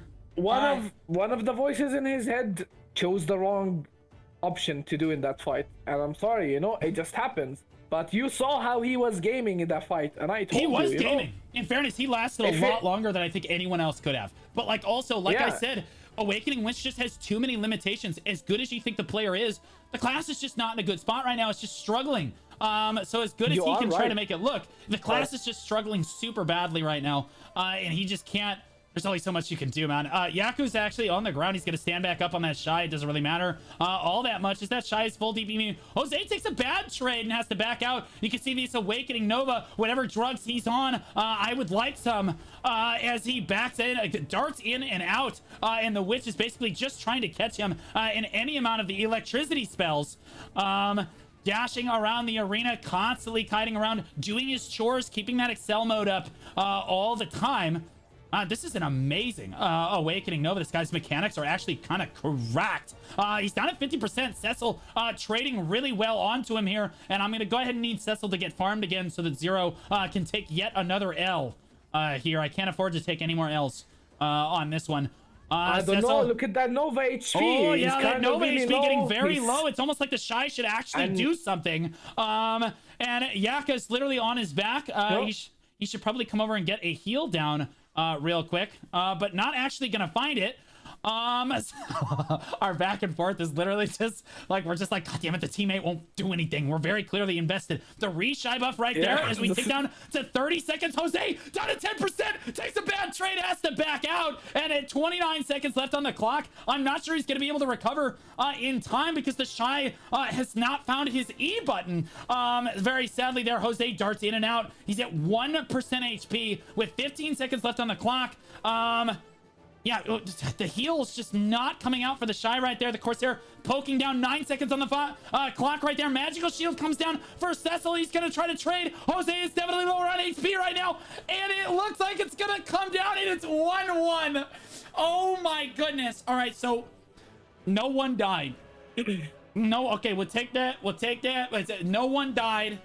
This is crazy. To Cecil's credit, that is some of the best Awakening Witch gameplay I have seen. To not get caught by an Awakening Nova that is Shy buffed is literally some of the most insane caster gameplay that I have seen in a very long time. Very, very cool to see. Sadly for him, his class is dog shit. So he's playing from a complete disadvantage here. Starcrossed doing his best on this Awakening Corsair in that Academia outfit, trying to distract as many people as possible, because you know that she is dragging the wagon under there. Honestly, and that the secret to this fight is them lingering into the last second, and then Cecil and the Corsair just go in for the Shy and win by Cecil takes HP. a bad trade. Yeah, Cecil takes a bad trade. It looks like I didn't see Misty Hayes actually come out right there. Oh my goodness, look at Jose diving onto Cecil right there. And Cecil just staying comfortable, staying safe on this high ground right here. There's the bongos coming down right there. Good elementalization backward to kind of avoid that right there. Mouse move on the teleport, keeps himself healthy. Oh my goodness, Jose jumps right in, and again, boom, takes another 25% off of his health bar. That's just how fast it happens. But doing a great job of keeping himself protected on this one. Jose takes a really bad trade. Oh no, Cecil gets CC'd by Eat This, and has to TP away like that. Sadly, the Nova was too hopped up on drugs to actually see anything, and did not follow up on the Cecil CC. He was surely dead there if the follow-up comes through. Yaka tanking a Fisher Wave right there, not going to make anything happen quite yet there. Jose standing in that forward guarded super armor block that people love so much as a mechanic in this game. Starcross going to throw damage at that block, going to actually chip it down as health bars drop down to 50%. It looks like this is going to come down to staggeringly. This is going to come down to HP. Cecil, it puts his back to the wall, throws the Fisher Wave. Awakening Witch with a lot of frontal guards. That's a good play. Jose really low. Cecil goes down. Zero can eat shit. Oh my God. Awakening Witch getting farmed as usual. And Jose running away with the match right there. 15 seconds left on the clock. Star's going to try to make something happen as Zero scrambles to try to make up another excuse as to why Awakening Witch is apparently supposed to be good. Starcross comes out of E, gonna get knocked over. Jose takes it. Down goes Zero. Down goes Zero. 0-1. Listen, I said 0-1. I'm just saying. Now who looks like the clown? All right. Sucksork is still bad in large scale. Don't care. Actually, don't care. I said still bad. Listen. Yeah. GG. You can't even have an argument with NA members, man. It's over. It's over. That's right. The logic. That's right. America. It's a good fight.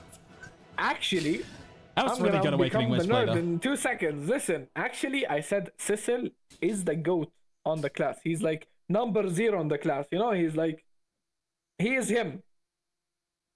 I'm watching your stream. Do not do shit, that. no, turn my stream off. You're not supposed to be watching. That's for me and the viewers. You're not supposed to be able to see that, okay? He did the actually thingy, you know, with the glasses. It's okay. Look, I'm just what a rat, dude. Watching this stream, it's not even fair. I love this, man. We should collab more often. This is good shit. I love this. All right, what's our next matchup here? I'm taking L's, you're taking L's, we're all taking L's. It looks like Gloomer?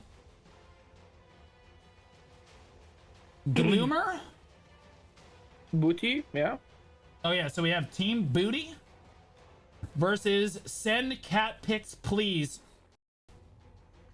You need to read the full name. You need to read the full name.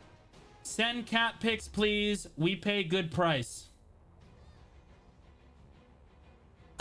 EU classic name right there, bro. That's all I'm saying. EU classic name right there.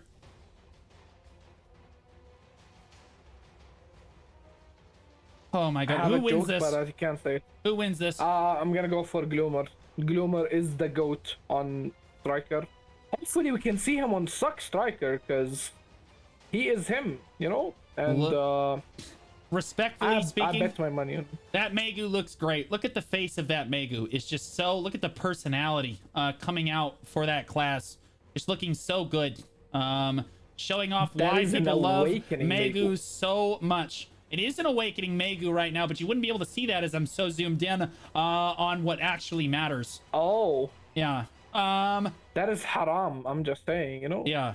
Oh my goodness, they're actually starting to funnel BSR off the side of this one. So yeah, we have a Awakening Striker and an Awakening Megu. Okay, what are your thoughts on Awakening Megu? Because I think this shit is super good, but most people think it's really bad. It is underrated. It is. It is being discovered by people, you know? It's like I agree. When people said Suck Dracania was bad, but it's one of the go-to classes in Node Wars, for example. Yeah, it's super good.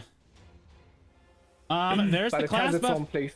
Yeah, there's the class buff for Awakening Megu coming down and just cutting through. Gosh, look how elegant this class looks. This is some of the first gameplay that a lot of us have ever seen. And there goes Shiny. He's going to immediately die on it, proving us immediately wrong. No, he's going to V. He does V out immediately on the class. Oh, almost gets sniffed out there, but does get himself to safety as he kites around. Buff. Yeah, there it is. Gonna run it down with W. And why not? Oh my goodness, Shiny's on the ground. As I said.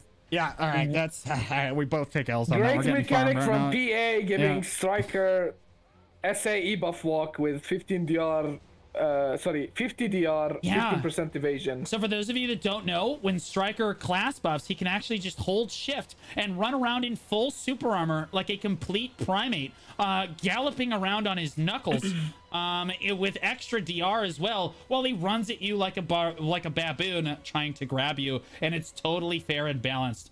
There is the two strikers basically ooking it out on each other in the middle of the arena. No, I'm gonna leg drop you. No, I'm gonna leg drop you. No, I'm gonna grab you. Like, as they go back and forth, and the Corsair is pretending to do any amount of damage and be impactful on the backside of that. You can see him pumping what little damage he can from range there. The Otter's doing what he can there, but the 1v2 is gonna go over to Booty on this. The cat picks need to pick it up for this next one. Yep. As you can see, that's a clear sign to PA. Nerf strikers. Thank you very much. I Enjoy agree. your day. We can agree on that too. Holy, look at us agreeing. This is crazy. That, and when we see the Awakening Draconia, we have to mindlessly dog on that class, okay? And Awakening Mego too, you know, like. Yeah, true. Yeah, honestly, nerf that too, even though no one's playing it. Okay, Booty, getting ready. Sliding in on that Corsair. What is that outfit? What is he doing? He's wearing like the conductor hat. What is happening? It's offensive. It's literally offensive. Ninetera setting up the Otters, trying to throw range pressure. That's exactly what Awakening Corsair loves to do. They get on top of it. He goes straight into mermaid form and kites back out of this one. Doing a great job of positioning on this Awakening Corsair. It is a shame he's not doing any damage. Shiny, oh my goodness, Shiny taking a lot of damage right there on that Awakening Megu. Just not, I think he really needs to go try to fight this Corsair here. I think he can get on top of this Corsair and blink in behind him, but Shiny just keeps running for his life and not able to find any sort of CCs here. Ninetera on the hunt. He's been emboldened by how passively the enemy team is playing right here. Shiny finally diving in, looking a little bit more aggressive now. There's Ninetera on the ground. That's exactly what I'm talking about. A good CC right there, and he does stand right back up and kites away. In gear we trust. We're totally fine. And constantly keeps pressuring from range. This is, if you give Awakened Corsair an inch, they will take your entire arm. They just love setting up their cannons from range and just blowing you away with those anchors. Shiny gonna get absolutely knocked out of this one. The Awakening Megu down and out in both rounds of this matchup, and now it is a 1v2. Both strikers talking to each other in ook form, and the Corsair pretending to actually know what's going on gets knocked over as one of them gets too close to the edge of the cage, and the Corsair gets scared and has to back away. There we go. Both strikers squaring off, not respecting the 1v1 is Ninetera. Ups the E buff. And going for the Cola class buff. is very confident with winning this. Oh, he has to right now. Oh, clean grab right there. Grab. Ninetera has all of the gear on the entire server, so he just stands right back up. Didn't have to V at all. And Booty takes that match. Thank goodness. Send cat clicks, please. We pay good money for it. Taking hard L's in the first round, so I don't have to actually shoutcast that name anymore for the rest of the tournament. Thank goodness. That is the power of Corsair. She's very, like, really powerful in 1v1 small scales. Yeah. Yeah. This small scale stuff is really good. Yeah, when she's combined with another class, and especially if it's evasion, it just empowers the out of them. That class is suddenly jumps 2 tiers above. Yeah, I actually think she's like A tier in the GVG game mode. I don't know if you've played a whole lot of that game mode yet, but she's very, very good. If you have Ninetera, it would be S+. That's all I'm saying. Yep. We EU are built different. Not we. EU is built different. I'm not involved. What do you mean I'm not involved? He says, yeah, no, they are built different. I am participating. They are built, yes. Bro, it's the same. NA is better than AU. And keep in mind when I say NA, I mean they, not me, not we, they. I am spectating. EU is better than NA. No. Yeah, even though you've lost every single international tournament to us, that's crazy. Okay. Wow, that's insane. Wow, that's insane. We sent our clans. Wow. That doesn't mean we're bad. Yeah, okay? scoreboard. Like, Yep. I'm just saying, Actually, you know, they insane. sent I don't know who and they lost. Like, how's that my fault? Booty versus off meta is this next matchup here. So go ahead and try to get that prediction rolling here. As the BSR is being reset, and then we're gonna see this Awakening Witch hopefully get farmed again, so that Zero farms yet another L. Okay, listen, like you can't say the Awakening Witch will get farmed in this comp. Okay. Oh, look at it! Look at the back. Run him down, okay. like... So now you're, now you're okay. All right. See, that's You That's all I'm have saying. a magic. You have a class with magic DR as passives, running you down as an awakening witch. Yeah. You just can't play the game. I'm sorry, you know. Like if Cecil munches this, I'll probably reroll to Awakening Wizard too with him. You know. You said Awakening Wizard. It's funny. It's because you didn't actually say Awakening Witch there, even though that's what he's playing. You're like, if Cecil wins this, I'm going to play Awakening Wizard. Wait, that's not the class. Like, wait a minute. Okay, I'll go Witch. You're not Don't wrong, worry. though. Wizard is objectively better. I mean, it just, again, serves to prove my point. Cecil playing very reactionary here from the bottom POV of this match here. There's the Corsair anchors being dropped in. You can see Cecil doesn't want to trade too much of his damage yet. Now, Starcross just allowing Starcross to kind of flip his cannons out. And he is winning this this trade so far with damage. But health bars have already ticked down as we're a minute and 15 on the clock right now. Cecil kiting back. No one's really kind of dove him quite yet. I'm actually kind of surprised they haven't jumped on him yet here. Oh, there's the double TP4. Very aggressive right there. There's the Fisher Wave coming down. His health bars are going to tick down to 50% here in a moment. Gloomer trying to run him down. I'm confused why the Striker is not trying to grab the Witch. It's almost like in the job description when you're hired, you're supposed to just dive the Awakening Witch, but they seem focused on that Corsair because that booty, I suppose. Ninetera, Cecil puts his back to the wall and has to TP away, and now he has no TP or elementalization here. There's Gloomer running across. All he's got to do is land a grab here, and sadly just unable to find the E button as we're down to the 25-second mark. Cecil literally put his weapons away and started running because that is the state of Awakening Witch right now. Throwing Fisher Wave to the high ground right now. Ninetera very low, but Cecil does 0 damage. And that doesn't matter. It's okay. His teammate is actually gaming. Gloomer is still running it down on a Corsair with an Awakening Witch right in front of him. What is happening right now? Off meta just takes the win because the Striker spent the entire time chasing the thick-thighed Corsair in the Academia outfit. What is going on, Zero? Both of us Maybe thought that Awakening Witch is too busted. Shut up. Just Get saying, out. you Get know? out right now. There's no shot. Just That's because not my you play fault. it doesn't mean Look, like at it's all. not my fault that Striker's greatest weakness is his lukewarm IQ, bro. Like, what do you want me to do? Okay, you can't talk about you can't talk to Gloomer like that. You know, he's a cutie patootie, and you should respect that. Okay, listen. Like, this is crazy. Like, there's an Awakening Witch, and the witch is just like, Listen, okay. The witch is just perma slowing, you know, and yeah, like, no, he's not really doing anything. Gloomer's just not running out. Look at it. He's jogging out here. His arms are not nearly long enough. You can see the knuckles almost dragging on the ground there, but not quite. As both sides kind of just squaring off with each other. And the Awakening Witch, again, Cecil wondering why he hasn't been grabbed yet in this tournament. A little insane. And honestly, we're all wondering what exactly is going on. Why the godlike Striker cannot just walk up and hit E on an Awakening Witch is a little strange. Gloomer, posturing towards the edge of the arena. Goes on Starcrossed again, is on the ground like the that. heals. Throwing down damage. Starcross does get out of it. Does not V. Holds on to it. Does get knocked over again. Going for more damage. Starcross he just says, in gear we trust. No problem. I'm just going to stand back up. And gets out of it. The fight, it looks like it's going to reset. Didn't even get the cooldown right there. It's almost like you should go after the support class first, Zero. That's insane. It's almost like there's just going to get healed right back up every single time you see him. It's a shame he can't lock down the Awakening Witch because it has so much mobility. I don't even know how to shoutcast this at a certain point. He can't get his eyes off of those thighs on the Corsair right now as he keeps just running it down. HP bars are clicked down to 50%. Gloomer still has not found a grab in this matchup. As he's the initiator, has not even really gone for one quite yet either. And Cecil going in with some voltaic damage. Just There's lands the a grab grab on Starcross. onto Starcross, but again, he's just gonna get healed. He's just gonna stand right back up. There it is right there. He's gonna go over to his witch right there. He's gonna go ahead and heal him on the other side of the arena.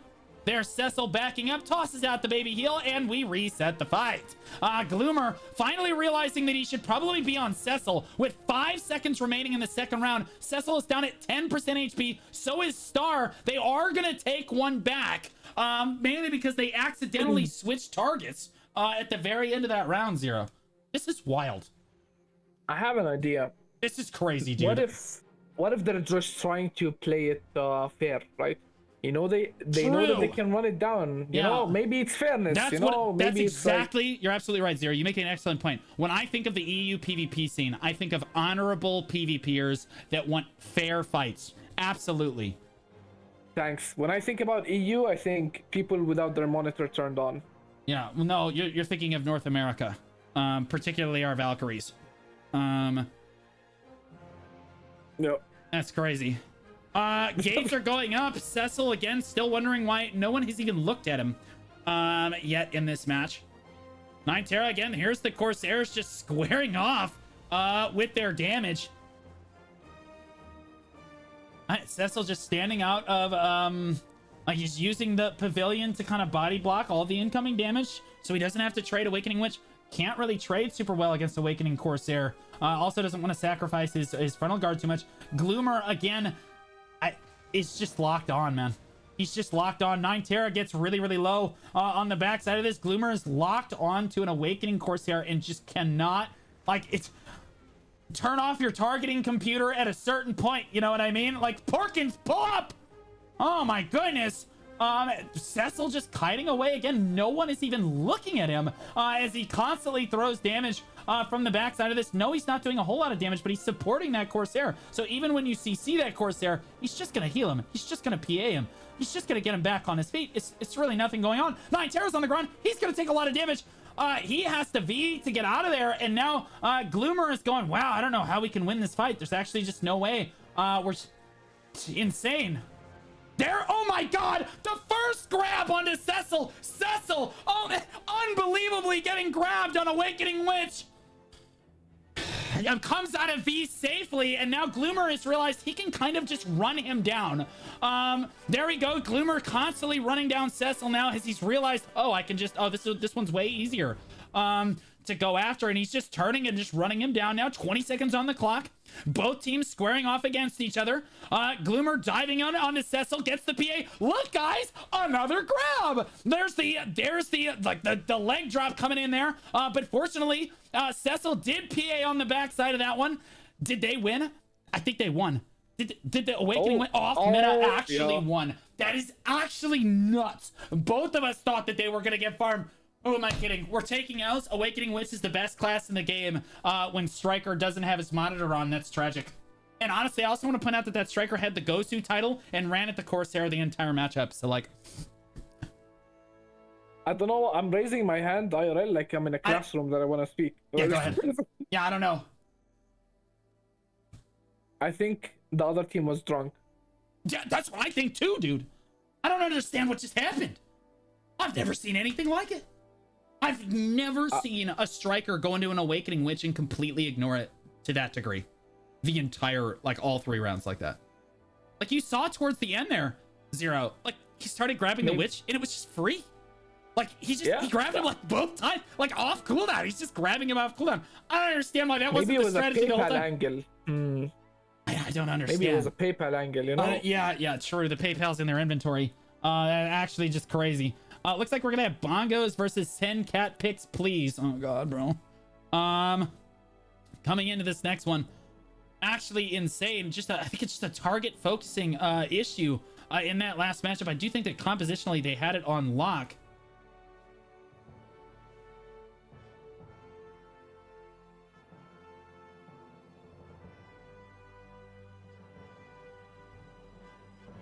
Okay, it looks like R up. There the gates go down right there. It is Bongos versus Send Cat Picks. Remember, Send Cat Picks is this Awakening Megu matchup. So we will see if they can make anything happen here. Cola Zero, you can see look how low to the ground his arms are. If he fully extends his arms, you can actually see that his knuckles will actually drag on the ground. A properly formed Striker here. It's the new tech to grab from render distance. Fair enough. There we go. Oh, look at the funnel BSR over onto the Megu. I'm not sure that the Awakening Megu's 100% is, but maybe there's a partial It's not BSR. 100%. Yeah, the partial BSR? It is the 10%. Oh. It is a spammable essay that has perma minus 20 block on it that actually does damage. Oh, that's pretty cool. That's good. It's yeah, I need pretty to learn more. unbalanced. That's one of the part of it. The Shy just going in straight for a bongo. It's an interesting choice because Cola Zero can just stand. You can see how much he actually cares about that perma stiffened bongo there, because he can just stand in permanent protection. Does get stiffened. The Shy does get the stun off as well. Shiny did have to V there, gets sniffed out. Is on the ground. No V available. Big damage coming down, but the Nova Vacuum comes down as well. Jose dashing around, doing what he can to try to get any sort of damage DPS down right now. As Cola basically trying to ignore the Shy. And is hopeless. He uses Wolf Frenzy to try to close the gap onto Jose, but like, you just aren't gonna catch an Awakening Nova like this. If he does, I would be very, very surprised. Is Shiny pushing through the middle here, looking for any sort of CC that they can find. Jose playing on the edge of his seat, dashes in, looks for CC right there, not gonna find it, taking a lot of damage from Shiny on that Awakening Megu right there. Good trade back. Jose had to V. Is going to come out of V and get sniffed, but does manage to get to safety there. As the Shy is just huffing and puffing, trying to keep up with Jose and keep him buffed up in this one. 40 seconds left on the clock. Cola Zero is CC'd, but no Mistyee Haze out, which I think is the big thing missing here. If you Mistyee Haze Cola, I think he gets run down. He's at 10% HP right now. Jose doing his best job of showing that Awakening Nova death is the best CC on that class. Cola down. Oh my gosh, dude came in like a rocket from off screen. That definitely looked balanced right there, but Cola with the split-second reaction time all handed to him is gonna survive for now, but they're winning by HP with 5 seconds to go. All Jose has to really do here is back up, and they've got this under control. Yep, there it is. Team Bongo is gonna win that first round, Zero. I'm not gonna lie, I'm pretty disappointed in the Awakening Megu. Why do you say that? The dude does not even move. I'm sorry. You know, the dude doesn't even move. Like, that class is uncatchable, supposedly, you know? I guess I was wrong. Yeah, I mean, it's really easy to get caught up in the super cool spell effects. Also, he's wearing a super revealing outfit. Pros, other people are going to be distracted by your outfit. Cons, you are also going to be distracted by your outfit. So like, it's like, like when you're playing Awakening Megu, like pros, no one knows what you're doing. Cons, you also don't know what you're doing. So like, yep, there, gets stunned by Eat This right out the gate. Jumps in, flies right back out there, trying to throw down a little bit of damage in the middle of the arena. Oh my goodness, gets stiffened again. Shiny not using the protected movement he needs to, but not getting punished for it, fortunately enough. Oh, that's Delusive Light just pulsed out right there. No damage gonna be coming down right there. Oh my goodness, Jose doing so much DPS right there onto Shiny. Gonna go ahead and get his health back right there. Diving through the middle. They have to be so careful about Jose going in and out of this fight here. They honestly, I hate to say it, it might be a Shy angle because it's very difficult to lock Jose down unless you can trade with him super well. You just drop all your evasion debuffs on the Shy. It looks like Coke has the right idea as he put the Shy on the ground, but Shiny did not want to follow up right there. Jose constantly just running away. On the other side of the arena, always has that vacuum available as well to hold people in place. Looks like the Shy buffs actually did come down there. That was risky as he got knocked out of the Shy buffs. That's Mistyee Haze going down right there. Did connect with both enemies. We should see Jose do a decent... Oh my goodness. No, health bars tick down. We should have Mistyee for about another 5 seconds or so.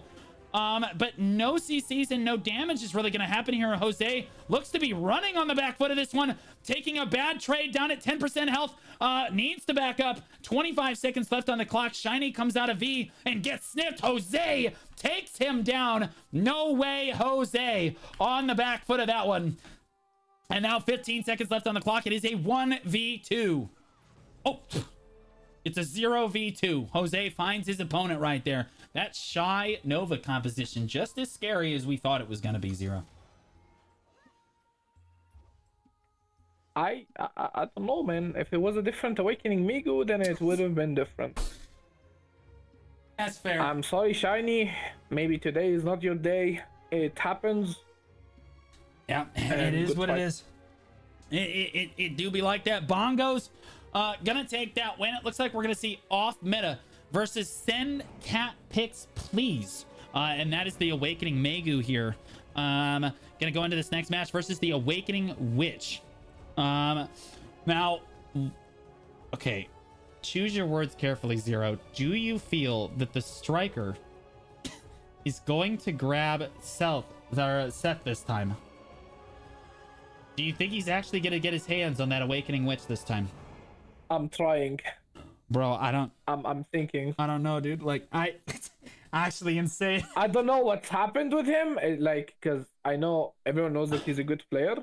Yeah. So I don't know what's really going on, honestly. No. This is a different striker though. So like, this is a different striker though. So I'm hoping that this striker. Oh, the Cola dude. Yeah. Cola should basically be running it down. I don't think it's a Cola problem. I think it's the Mega problem. He needs to stay away from the damage from the fishes that are going to be slapping his face in a second. True, yeah. Cecil could definitely find a CC there, and then Starcross has been playing a really good Corsair, and by really good Corsair, I mean he outgears basically every opponent, so it doesn't really matter what happens to him. As the gates go down here. Open the prediction. The prediction is open.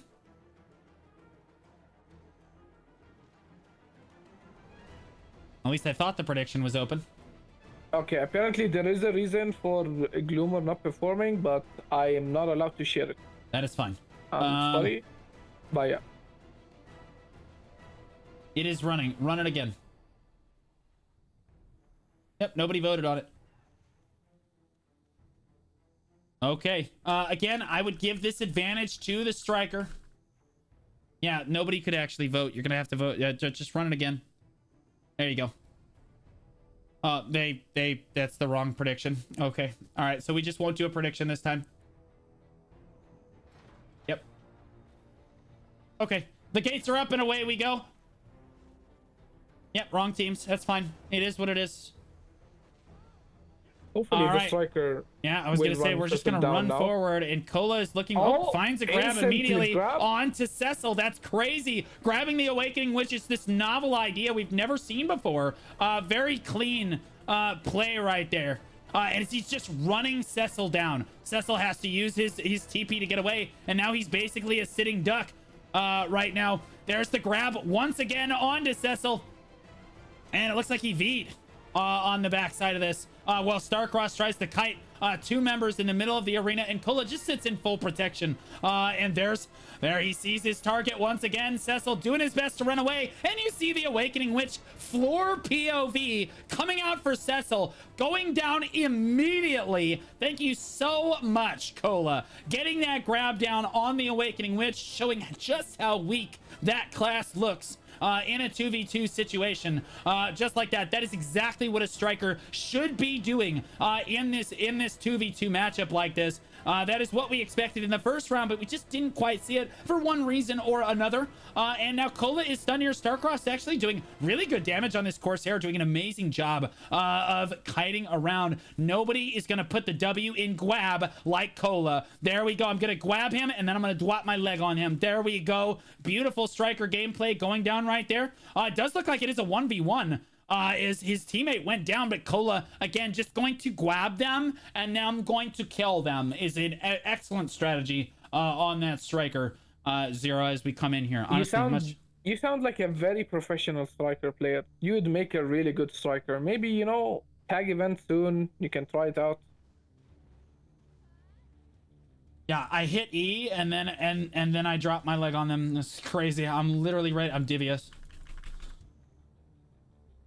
It's insane. All right, so we're going to watch Cecil here. Cecil needs to do a better job of trying not to get grabbed in this matchup, although I know this matchup, it's extremely hard not to get grabbed in this matchup, no matter how good you are. And we've seen how good Cecil is at this Awakening Witch. He is a super gamer.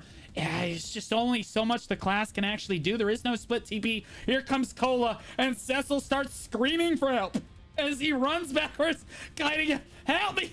somebody help! There's the TP. His TP is down. Cola coming like an unstoppable force, meeting an extremely unmovable object because she can't actually move. As Cecil constantly trying to kite back and use that magical evasion to get away. Ooh, clean mouse move on that elementalization was actually sick. That was super cool.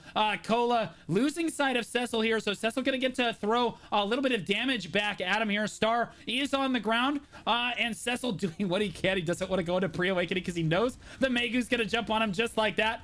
Does try to follow up there, and Starcross has enough gear to get back up. Cecil in the middle of everything. This is not where he wants to be. Ooh, dodges the striker grab. Excellent job here. This is some really cutting edge Awakening Witch gameplay. Doing an excellent job of avoiding the grab here. Oh my goodness. Gets away. Uses magical shield.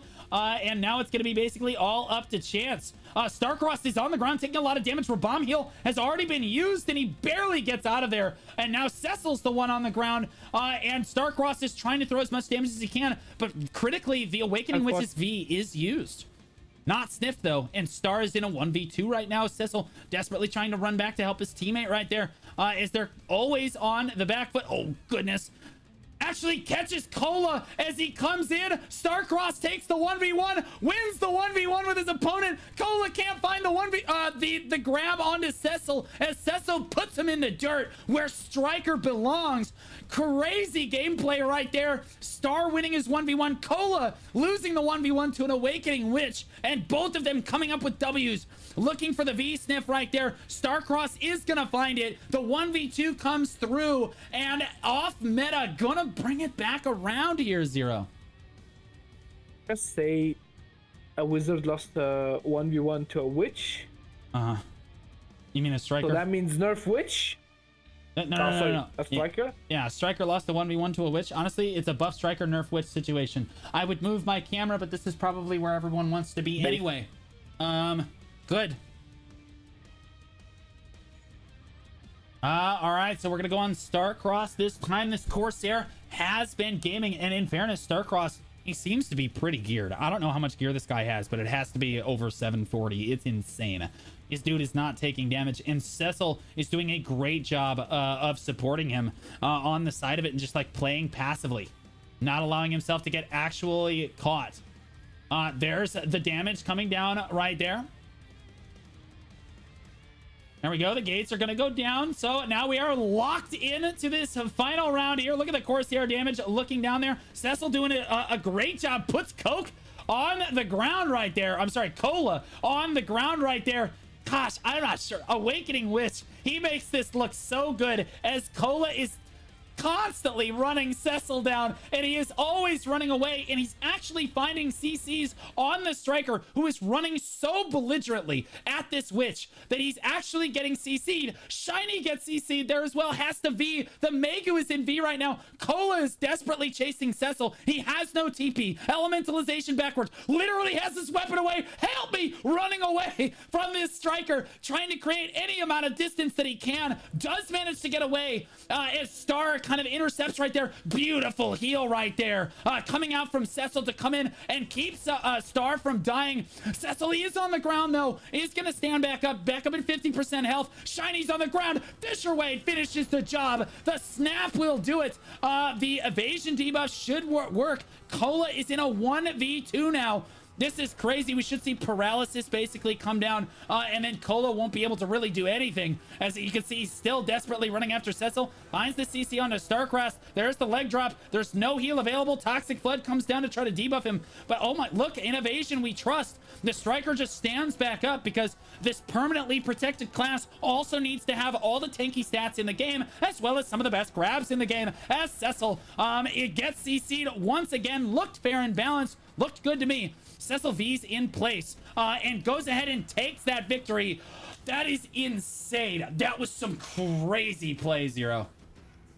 That just proves to you that, you know, Witch is not that bad after all.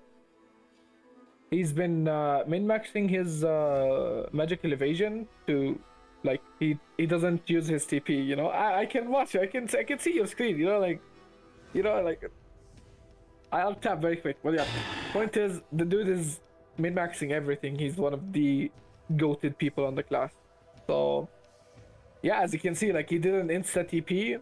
He just cheesed it a bit with magical evasion here and there, and then I into loved elementalization, into TP. you have to put your weapon away and run for part of it. You could see that he chose the Yeah. perfect time. He sheathes his weapon, starts running. The striker gets close enough to get on top of him, immediately opens his weapons back up, and then he has TP available. Just constantly making space. All of the little things you have to do on Awakening Witch, while the striker basically just holds shifts and runs at you and then hits E. It's so much fun. The next match looks like it's gonna be Bongos versus Booty. Coming out here, Bongos is that shy team. It's the Shy Awakening Nova versus Booty. Which one was Booty? Oh, this is Gloomer. Okay, here we go. Yeah, so this is the godlike striker that we saw unable to find the Awakening Witch in his previous round. It happens, you know. It might not be. It does happen, right? Yeah, it does happen. It's not the end of the world. Maybe he's hinting it so he can go War of Roses faster, you know, because like if he stays, he might miss War of Roses. So I respect it. There's a lot of. I respect it. It's good hustle. Who do you think wins this matchup though? Like objectively, this Shy Nova looks so strong to me. I'm gonna bet my money on Booty. Again. I'm going with Bongos, bro. Just to be optimistic. I mean, think about it. There's man. two tanks. Think about it. There's two tanks on Booty's side. I would agree. And then I would agree with you. At the same time, damage dealers. But Bongos has Misty Haze, right? So the Shy does have Misty Haze, and then you have the Nova to blow them up. So like Misty Haze is on a long cooldown. You can like frontal guard it and iframe it, or like run away. You know, if you. Yeah, but you can just pulse it on the Shy though. You can just kind of walk in it. It'll pulse like 4 times. 4 or 5 times, so it's very difficult to avoid. So we'll see if the Misty Haze actually will come out here, as both teams kind of looking at each other here.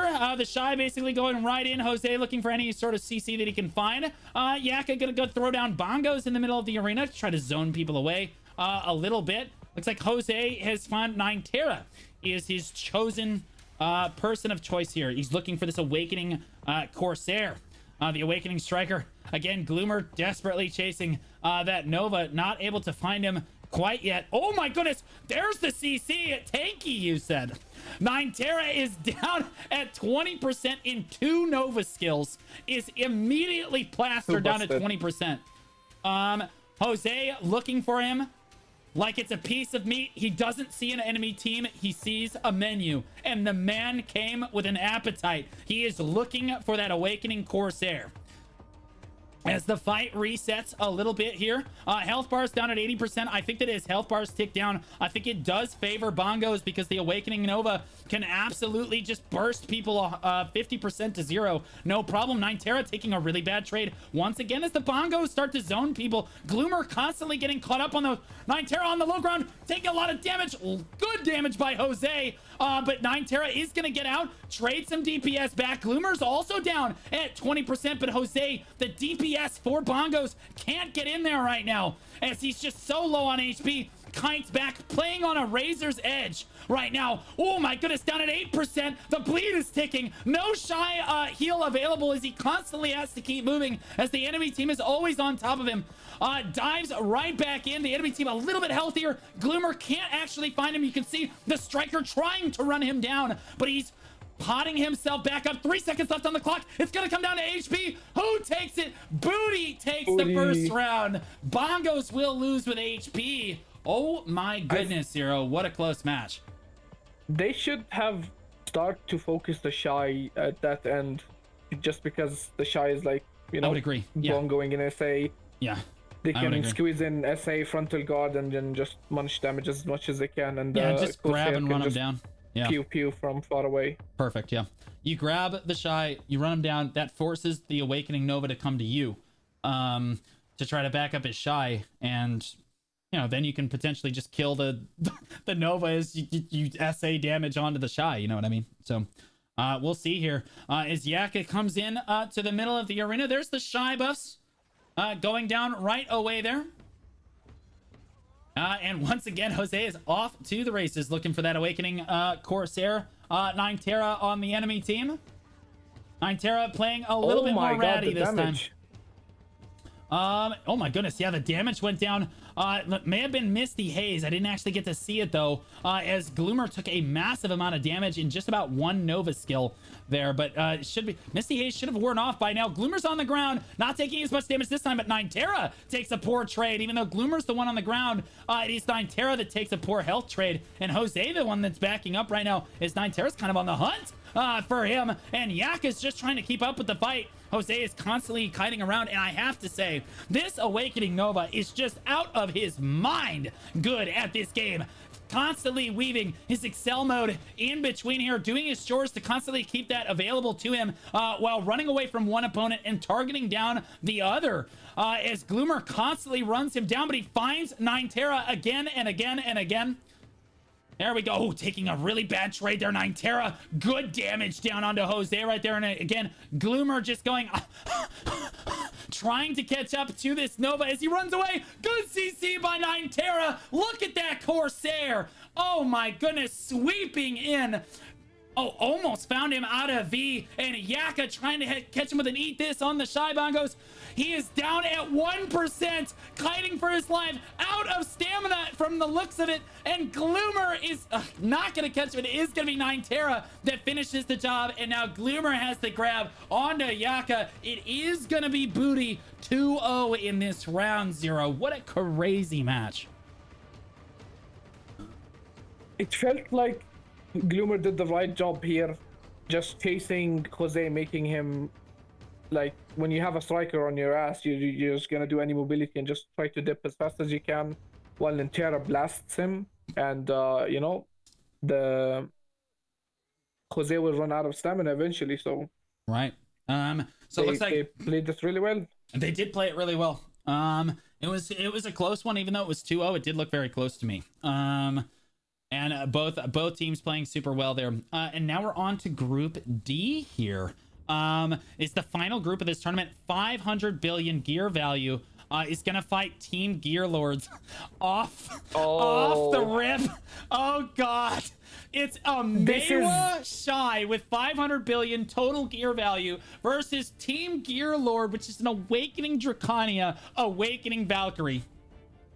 I'm really sorry for this matchup. It is one-sided. I can't see Quiz and Military losing. I'm willing to bet my house on it. Okay, like, I'm that confident. Let's put it this way, Zero. Scared. Let's put it this way, Zero. Scared. If you don't have any points in the channel, you're betting on 500 billion gear value. On the off chance that they actually find a win here, you're gonna profit tremendously off those points, because there's almost no shot that they win. are it's not. 1 to 10,000. Someone... Yeah, it's 1 to 10,000. It is a rough David versus Goliath. If David had the biggest boob slider of his time.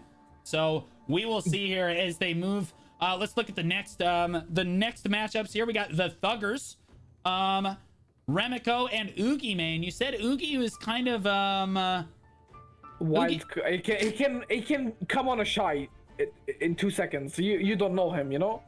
I know it says Musa, but Oogie is unexpectable, you know. He might come on, I don't know, a new spec. That sounds so wrong.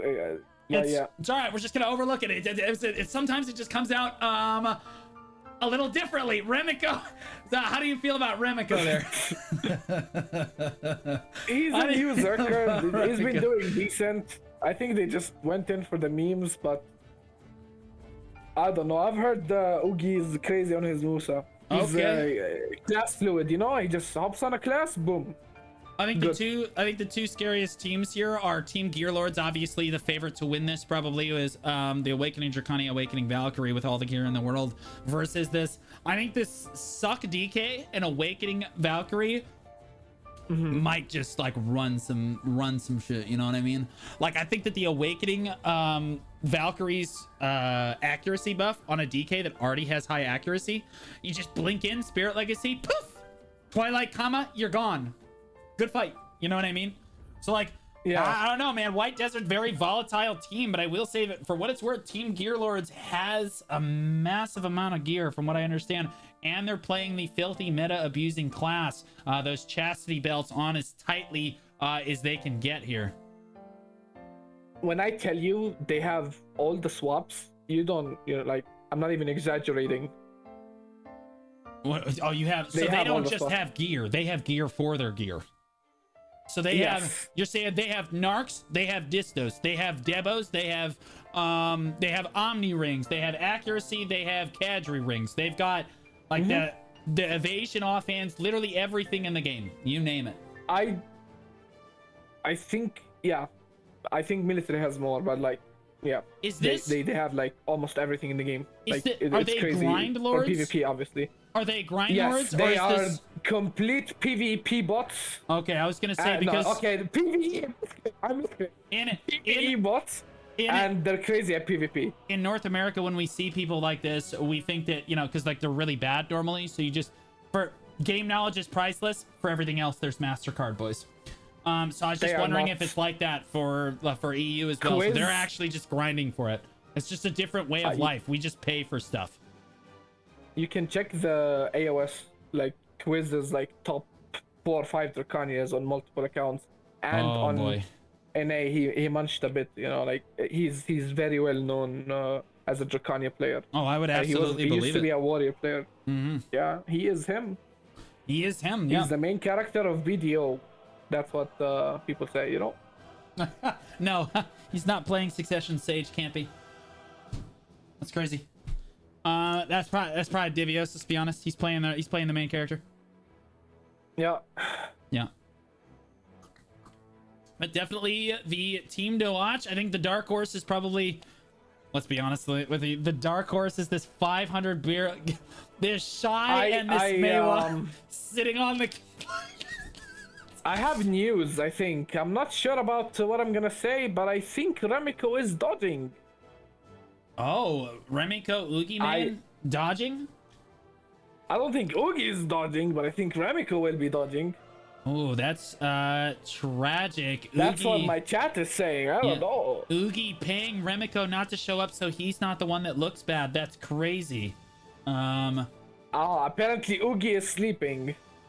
There it is. Is he though? There it is. Does Oogie sleep? There it is. I'm just saying, what time is it in EU right now? I don't know. I'm in the Middle East. Okay, So, isn't it like 2 p.m. in the afternoon? The dude is sleeping. This dude is like, the sun is coming up. I need to stop grinding orcs. Is this a it's joke? like 3 p.m.-ish, yeah. Bro, get up, man. Like, it's literally the middle of the afternoon, bro. Like, Wait, maybe we hold on. What's this first one? Yeah, it's 500 billion. Do we have the prediction in? 500 billion versus Gear Lords is locked in for this one. Oh, it's Waycore. Oh, Waycore is such a good player. I'm not sure it's gonna matter a whole lot, but we'll see. Oh, it's an Awakening Maywa. Oh no, he's stupid. Like it's okay. All right, so Awakening Maywa gonna come in here. It is a difficult class to make work in an arena like this. Bruno definitely gonna have his work cut out for him as he's gonna fight the 2 most busted classes in the game right here. What the fuck is Way doing? Yeah, Scott kiting his way into the middle, and they're just diving straight onto him. All the gear in the world basically brought to bear against you, and he's actually doing a pretty good job of keeping his opponents in front of him. Awakening Maywa relies a lot on frontal guards. Oh, there's the class buff coming in for Pruno. Does get grabbed, though. Oh, that's definitely an L. Does take the V there. Waycore should be safe on that Shy, catching people in bongos. But Pruno almost gets caught out of V and is dashing away, trying to do an F1 race around the arena right now, down at 20% HP as these Gear Lords basically just bear down on him. There's the Encelar jump. That's going to be the end of his life right there. And now it's just the Shy left alive. No surprise here as they just run the Shy right down. Awakening Draconia, Awakening Valkyrie, the most meta of meta class picks that you could possibly have with all of the gear on the server at their disposal. Definitely probably the favorites to win this tournament here. I'm sorry, we're just watching a child being bullied. This is child abuse. Yeah, this is child abuse. Yeah, legit. Yeah, for what it's worth, Waycore seems to have a fair amount of gear. 500 billion goes a long way when it's a DP set. You know what I mean? Like, yeah. You must have those brand new DP rings of putting in work right now. Because, like, look how much AP these guys had. It took them that long to kill him. Like, my dad hits harder than these guys. Whoa. Oh my god, bro. Chat. You want to talk about it? No, it's my chat. It's just going insane, bro. Chill out. My goodness. They have all the gear on the server. That was honestly just... They should have probably just teched in some other gear to kill him, but I don't think they cared too much, if I'm being honest, to really swap their gear out. They're probably running some pretty tanky builds. They probably understand that, like, all they have to do is not get, like, poorly trade into this Meiwa, and they basically just take this W.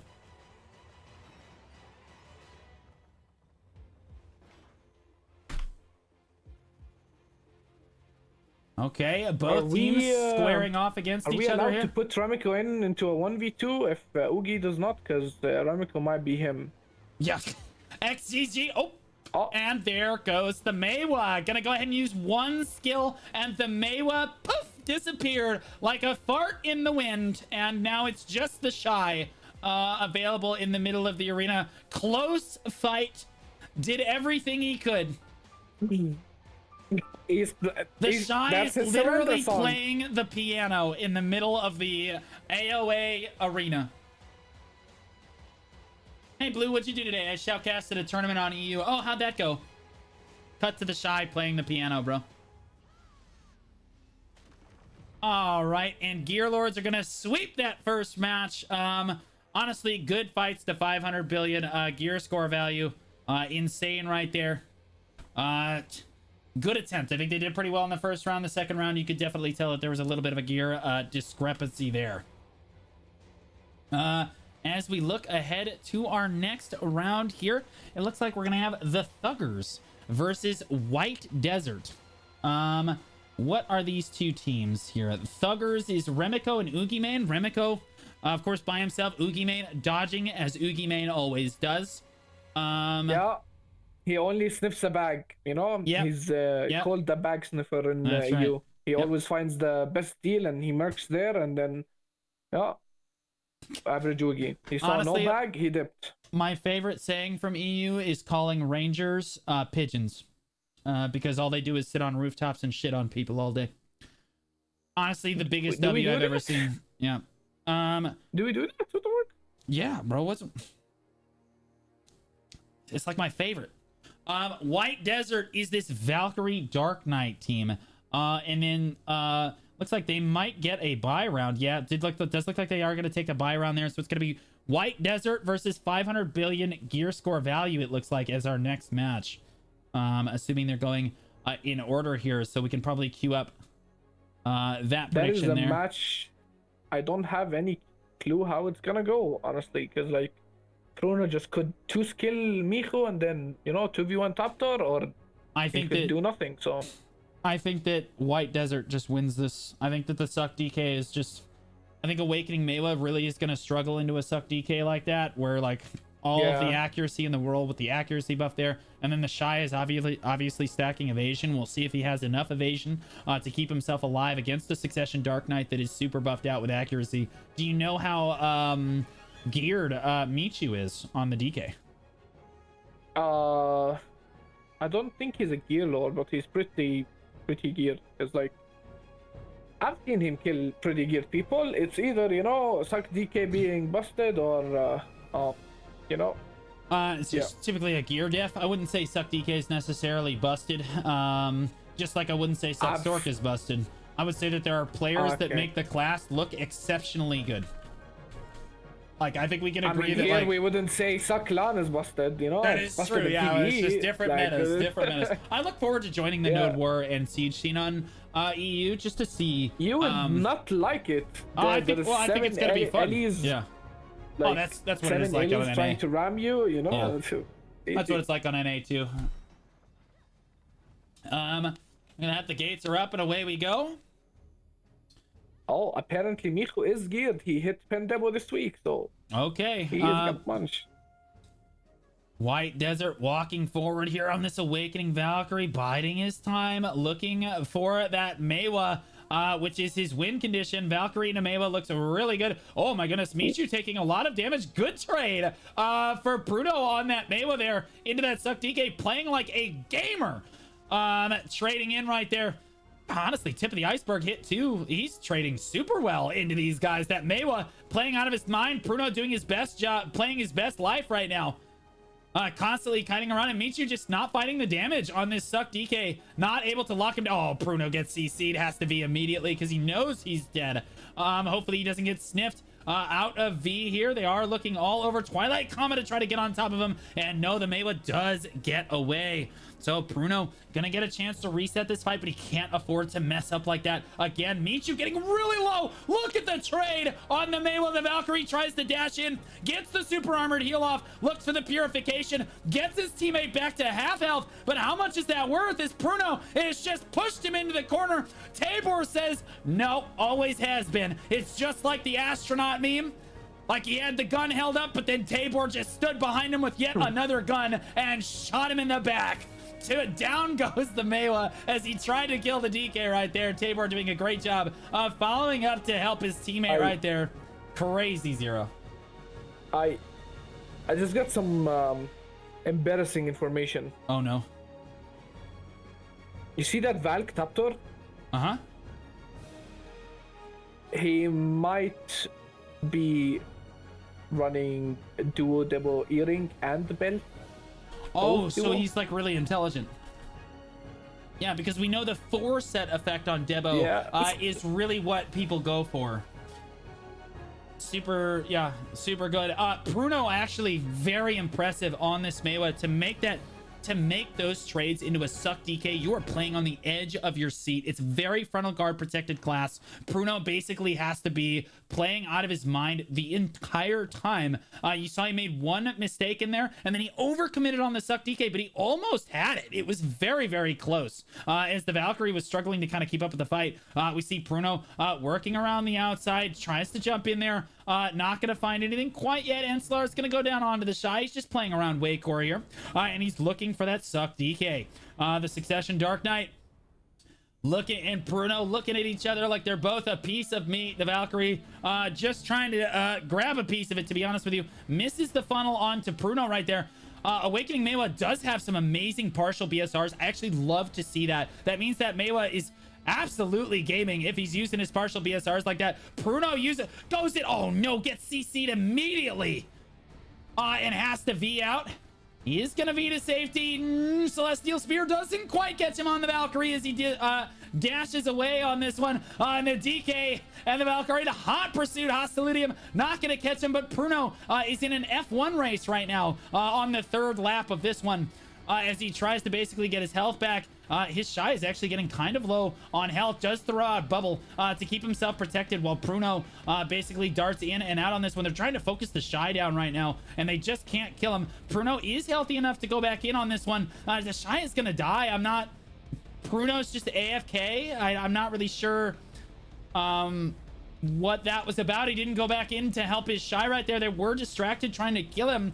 And he just decided not to go in and help him. But Bruno does find a catch, but gets Twilight Dash, and he's going to get cleaned up there. Just a little bit of miscommunication and teamwork not coming through there. But the Mewa looked really good there. I think if he had the information about Taptor gear, he would have played it differently, and then yeah, he was in Tiger Blade. That's absolutely correct. But you can absolutely dash in and try to pull some pressure off of your ally, basically of your Shy, right? Like the idea is that you want them to get, hey, look at me, I'm over here, situation. Like anything you can do standing idle on the other side of the arena is really not helping anything. Like you still have to be active even with Tiger Blade. Dash in, dash out, try to draw some attention, try to draw some damage away. I would love to have seen Play Dead Tech come out there for Thuggers, but sadly we didn't see it. Next up, we're gonna have Team Gearlords versus White Desert, and this is the match that we have been waiting for. This is the Succession Dark Knight Awakening Valkyrie versus the Awakening Dracania Awakening Valkyrie. there's a huge gear diff between the both Valks. Let's forget Quiz and the other. That playing into it is gonna be scary because military will probably be running double Cadre, Splendid Stone, triple Pandebo, 3 with an arc maybe or something. He would be 293 AP, which is enough damage to kill both of them. If you don't know Awakening Valk damage, obviously with no, it's disgusting. Doing damage. Yeah. So BSR Terra Sancta adding to that on top of that, so like you can easily get to 25% and use BSR Terra as well. So like very, very scary composition there. And I'll be honest with you, I don't think that the Succession DK was necessarily playing as well as he could have in that last match. So like he's gonna have to step it up against these opponents here. There might be a gear differential, but I do think that it is winnable on White Desert's side if they play this really well. It is really not. Okay, listen, I know I said a lot of stuff, but Bro, this one I'm upset about, okay? Bro, you gotta believe. You have 2 hard-capped good players on one side, and you have half-geared seasonal Valk just finished graduation, okay? You cannot... I might quit this game if, like, White Desert win. Like, there's no way I'm gonna, like, keep getting everything wrong. Like, okay, like... Honestly, you never know, though. We were wrong about the Striker grabbing the Awakening Witch. You just never know. This is like 3 trillion versus seasonal graduate. He's gonna be fine. All right, Tabor walking out with something to prove here. Gets the Heaven's Echo buff on Dimitri here as they are looking across the arena, and honestly, the Dracania is fumbling with all of her weapons, trying to figure out which one to actually use because they have so much gear on. Tabor not taking any damage there. Good grab from Tabor right there to put military on the ground. He's taking a good amount of damage. Down at 40%. The Suck DK trading very well. Does get CC'd, has to be out of there. But you can see there is definitely a chance they could win this. The Suck DK is going to come out of it. He's going to get collapsed on, but he is going to get out of there. He's a very ratty class. You can definitely get yourself out of sticky situations like that. Another good grab. Oh my God. Taptor on this grab is absolutely insane with it, with those thumbs right there. Not able to put down enough damage though, but he is showing that they can land consistent CC if he can get his Suck DK to follow up with damage. Q is getting pretty low on that Awakening Dracania, down at 10%. What were you saying about that Tuvala gear? Diving in is Tabor, trying to get on top of that Dracania, but that's okay. The Dracania casted 1 skill and got all of his health back. Super balanced, excellently good. Yeah, it looked really, really good. After a nerf, by the way. But honestly, military getting really low as well. Tabor doing a great job. The Suck DK has to play back right now. Both teams full throttle into the middle of the arena right now. Hostilidium's coming through, chasing the other teammates down as Tabor gets that Heaven's Echo off. Once again, he's down at 20% health, but has that beautiful shield blocking right there. Good grab. Oh, return grab from the other Valkyrie. Everyone, you get a grab. It's like Oprah with grabs in this arena right now. Tabor is going to come out of V safely. Hostilidium himself to get to safety here, but hopefully the Suck DK can play safe enough to return fire here. Encelar comes down. Taptor gets grabbed. He has no V. He's going to go... Oh, wait a minute. Oh my God! They won by HP! White Desert, the underdog of underdogs, and Zero just farming L's in this tournament. Farming L's. Yeah, again, this is the same person that said I look like a clown for saying Suck Sork isn't the best class in the game in large-scale PvP. Farming L's in this round. Once again. Listen, okay. Listen, it's the duo Dvorekas are unbreakable. Blue just taking W after W.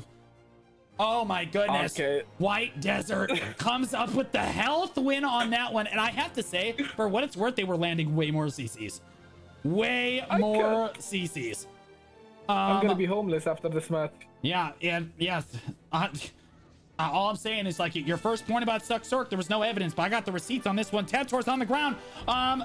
There's the grabs coming through. No one actually landing anything yet, though. The DK down at half health has to back up right there. Military staggering himself through the middle of the arena, but in full SA. Doesn't have to worry about it. Misses the grab? Yep, misses the grab right there. The Suck DK down at half health, but that's okay. He's a fart in the wind anyway, even when he's at full health. So he just backs up and he's waiting for his opportunity to go in and do any amount of damage. Taptor's very, very low. Trading with military in the under the pavilion here, doing very well. Whoa! Then there goes, like I said, a fart in the wind. He is down, and both of them die immediately. The DK just gets deleted. I told you, like, also, yeah, you know, Kuz and military are fair players. Maybe they fed the first round to them just for, like, balancing and not embarrassing each other. And, you know, like... You know, if they take this, it's game over for you. You understand? It's absolutely game over. I don't want to be your entire reputation, your entire reputation is staked on this match right now. We haven't even gotten to, like, the brackets, like the end game brackets yet. Tayback mode, true. This is... Yeah, that Tayback belt paying dividends. That belt is super OP. I don't think anybody realizes it, but except for like really high-end players. That buff is super valuable. All the way across the board. There's the Hostiludium in right there. As both of them kind of try to square off in their 1v1s. Taptor needs to get back on those grabs. Oh, he goes for the heal on that one and then goes in with the super armored heal. There's the Hostiludium across the arena. Not gonna find the engage that he's looking for. Mistyee playing safe on this DK. Not gonna find anything quite yet. Gonna throw out Lunacy. Not really, just kind of keeping himself protected. Big damage trade right there. Mistyee says, never mind, I'll back up. It's all good. But again, both Mistyee and Taptor have to back up. Both them super low on health. Oh my gosh, there's the V coming out. Taptor has no V though, and he's in a 1v2 right now, so that is not going to look good for his health bar. Mistyee class buffs though. Here comes the Suck DK back in. Not fast enough though, as his teammate gets obliterated before he's able to re-engage it. A class buff Suck DK, it doesn't matter because he just gets CC'd. Down he goes. What did I tell you? What? See, what you said, there was no chance. To Vala Valkyrie, they won the first round. Give me a break. They didn't win the match. That's like... But like, even still, you said no chance. That looks like a chance to me. Well, right? There's a chance that, I don't know. You know, you're like... telling me there's a chance. Bro, that's all I'm saying. Way closer than I think we thought it was. Yeah, if only his double earrings and belt were try, it would have been different, but they're duo. He has to go grind, work on them, and then... Back up for a minute. He has duo debos on? Yeah, he has a pen debo necklace, a duo earring, a duo belt. 323, Valk with seasonal gear versus a hard-capped Valk that has everything on. I don't know. Bro, what? Like, you failed one pen, so you said, you know what, my gear downgraded, why don't we just make it as low as we can go? You know what I mean? It was like a limbo, but it was like a limbo bar. Oh, CJ actually just went and did Golden Pig. Look at that, what a hero. That guy is in the tournament. To min-max for that extra bracket. Yeah, he min-maxed for that extra bracket. That dude, between matches, went and soloed Calamity 7 to get the extra damage. Wait, is Pig is the DB? Is Pig the... no, Pig is the AP one. Yeah, to get the extra damage on it, that's crazy. That is absolutely nuts. Okay, so it looks like we're in, we just finished group stage, I believe. I'm looking for... Yeah, it doesn't look like the bracket has been updated quite yet for this one. But that looked like the end of group stage right there. No, that's on top. What? Huh? What'd you say about who's on top? Oh, notice on... Oh, I get it now. Yeah. Now, we're going to see how they stack up against the other teams. The winners of each group stage are now going to come out and fight each other. Moving on in this tournament here. I'm not sure... Oh, there's the bracket updated right there. The first match is going to be Greek versus White Desert, if we can get that prediction rolling. Let's look at which two teams Greek are. Hold on, let's see. Greek is Notice. That is the CJ who just popped the Golden Pig Calamity 7. That is the Awakening Sage Awakening Lon combination against White Desert. White Desert is the Succession Dark Knight Awakening Valk that we just saw wearing the duo Devo that was like super smart and definitely intended. Look, man, there's part of me that does vibe with him a little bit, bro. My Debo's a duo too, but the difference is I'm not wearing it because the Capocha is better. Actually, I don't know, maybe.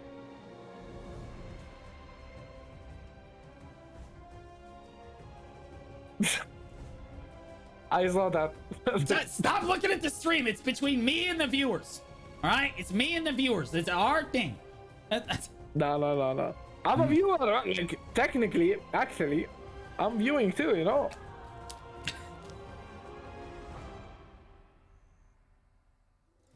All right, so they're setting up this next round here. Let's look at these other matches here. We got Booty versus Nat Pack.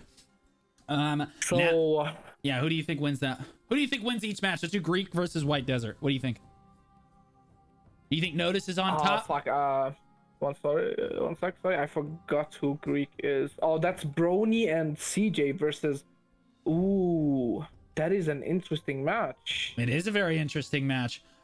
Notice is on top technically. They're the first listed team on the bracket there.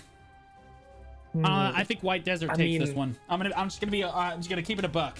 I think that the Suck DK Awakening Valkyrie were playing out of their mind. But we're gonna see what Greek can actually bring to the table. I don't think I'm not sure that the Awakening Sage Awakening Lawn combo is gonna be super great. I think we'll they see. might need to run like some defensive crystals here and artifact, and then they just you just bait the lawn grab by letting it hit you is my strategy, and then you stand up and grab them back. Is usually a really good combination in North America. That's usually how we kill people. Because their enemy is not that tanky, you know. It's a DK and a Tuvala Timi Valk, so... Yeah. So it looks like we do have the match being set up right now. Notice does own... Wait a minute. Notice owns a region. Didn't you tell me they weren't a siege guild? Am I being trolled right now? Bro, they're like... They're finding, like, other seasonal guilds, like... Yeah, you also said that Valkyrie... Apparently, seasonal on EU goes hard because that seasonal Valkyrie actually beat a 760 gear score Valkyrie in the first round of the last tournament there. So, like, honestly, this goes to show you that Tuvala, you know, where there's a will, there's a way on this one. People asking for the Awakening Sage POV, and I will go ahead and give that. The BSR is reset at the start of this one.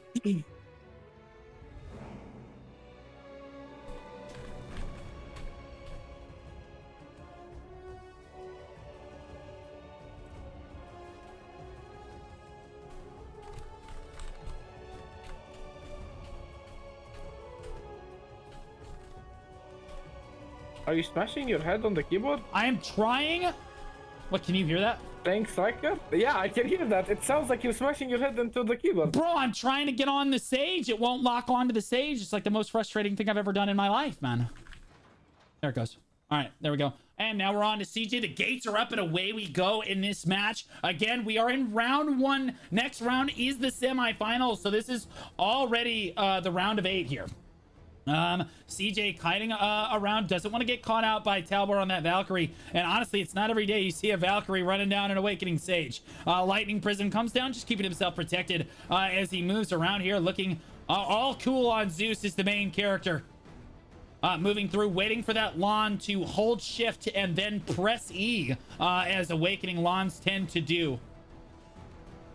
There's CJ moving back right there, looking for any amount of damage. Tabor taking a lot of damage on that one. Waiting for this Sage to get a little bit of DPS in there. Oh my goodness, hits the Suck DK with one skill. Down at 20% HP is Mythos, or Michu, as he has to back up rather. Air strikes forward, tries to get back by Tabor, who is his teammate, tries to get that Valkyrie heal back off again. CJ takes a good amount of damage, down at 20% now. Again, takes the trade back. Ooh, good Sage grab right there. Excellent spacing. Backs off of it. Did force a V. The class buff is running for the Suck DK right now, so Mushi looking to push down a serious amount of damage as CJ is trying to play this really slowly. Oh my goodness, just removed him from the match. Almost didn't see it if you weren't paying very close attention. The Succession Dark Knight just gets blown away as the Sage dashes around. That is just how squishy that class actually looks. And now Tabor is all alone with nothing but duo Debaraka earrings to protect him. As he kites around looking for any sort of grab, he could still technically win this. There is 10 seconds left on the clock. Celestial Spear's gonna land short. CJ is just playing with his food now. 2 seconds down, no CC, and that's gonna be the end of it. The DK just sadly getting caught out right there, getting deleted on the backside of that. Nerf Sage, that's all I'm gonna say. I don't know. You know, do you want to argue about that? You know, argue about the class until the I don't know. I next think match Awakening is Sage starting? is like Awakening Sage is fine in my opinion. As long as no one's playing it, the class is fine. Any opinion, GG. Well, I mean, as long as no one's playing it, the class is fine.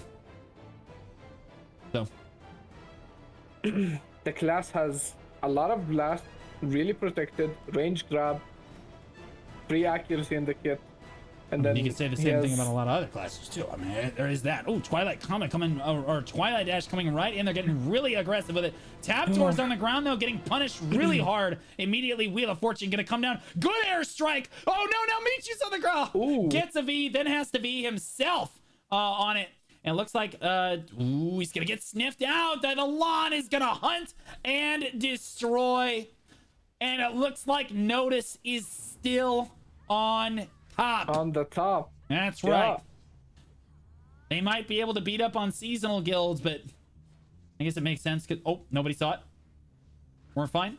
Tabtor moving through the middle, gets grabbed by the Lon. There's the combo coming in from the stage. Greek gonna move on to the semifinals of this tournament. Good fights to both teams right there. Now we have Booty versus Natpack. So mods, let's set up Booty versus Natpack. We know we're going to be moving straight into it. Let's look at the matchups here. Booty is Ninetera on the Awakening Corsair and Gloomer on that Striker versus Natpack, which is Kelpie on that Awakening Berserker and Sandkicks on the Awakening Valkyrie. Both very potent matchups. Who do you think wins this? Zero. Sadly, I have to go with Natpack because Right. You heard him. Booty's garbage. Booty. Yep. If no. You If heard him. Booty wakes up, then you know they wake up just like Calci. You know, he was getting farmed, bodied. You tell him to wake up, he wakes up. That is true. So you think he's awake right now, and that's what's important. More awake than Oogie I is. don't know. What Got him. That's a good one. Yeah. Got him. Crazy. Poor Oogie, getting bullied even in his sleep. So a Ninetera and Gloomer. I think this Awakening Corsair Striker is actually a super clean combination. It's a really good composition, and I think that into an Awakening Berserker, I think the Awakening Corsair can actually trade really well into it because you're relatively unprotected, and the Corsair can close the distance. You have slightly more range on your grab. They did buff the grab relatively recently. Well, I say recently, like 6 months ago or so on Awakening Corsair. So it's definitely a lot less clunky than it was when it first came out here. I'm playing every scenario in my head. Like if Booty actually like goes crazy, like it's Booty angle. That sounds wrong saying it that way, but yeah, they munch Natpack, and if Booty plays like they played with the Cecil fight, then it's over. I will say, for what it's worth, there was an Awakening Witch in one of the rounds, and Gloomer refused to even look at her the entire match. Didn't even look for a grab until like the closing seconds of the final round. So like, if Booty can actually get their targeting correct, that's an excellent point. If Booty can get their targeting correct, I think that they definitely have a chance. But if they're focusing down the wrong target again, I think you're right. I think Natpack probably wins it. Who do you think is the kill target here? I think it's the Awakening Berserker. I mean, yeah, the Berserker is the focus here. Yeah. We will see here. Sandkicks gonna go ahead and buff him up. It's always on that Awakening Berserker to play out of his mind. We are locked on to Kelty here. On this one, he's got a lime green suit on. He just says, come and get it. Ready or not, here I come. The gates are up and away we go. Into this one, winners go to the semifinals. Kelty throwing out some slows right there, just keeping himself protected from range. Nonek, there's the Titan blow going down right there. Not going to actually connect with anything. Again, both teams just throwing warning shots at each other from opposite sides of the arena. No one really going for an engage yet. Sandkick's kind of trying to posture. Oh, Sandkick's going in for it. Kelty keeping his distance, trying to throw range. Oh, there's a good grab. Gloomer gets close to him and he says, I can grab too, big dog. Oh, and now Kelty's on the ground taking good damage, but gets healed by the Valkyrie. Good Valkyrie peel gets Kelty out without using his V, but he's very low on health. Gloomer in hot pursuit finds the stiffen. Kelty does have to V it on the back side of it. Did misplay after he got out. Excellent Valkyrie peel, though, trying to get out Kelty. Now, no V, running for his life. Trying to get back, trying to use that Zerker sustain, but has to create a little space for himself. Trying to get over by his Valkyrie so that he can catch a heal, potentially. There's a little bit of Zerker sustain right there, but gets knocked over. No V. Corsair drops the anchor, and down he goes. Sandkick's on the ground as well. Has to V. Disengages it. Ninetera playing out of his mind to find these picks on the Awakening Corsair, showing just how strong that class is now compared to where it was a month or two ago. There's Gloomer on a good grab. That should be the end of Sandkicks. No, in gear we trust.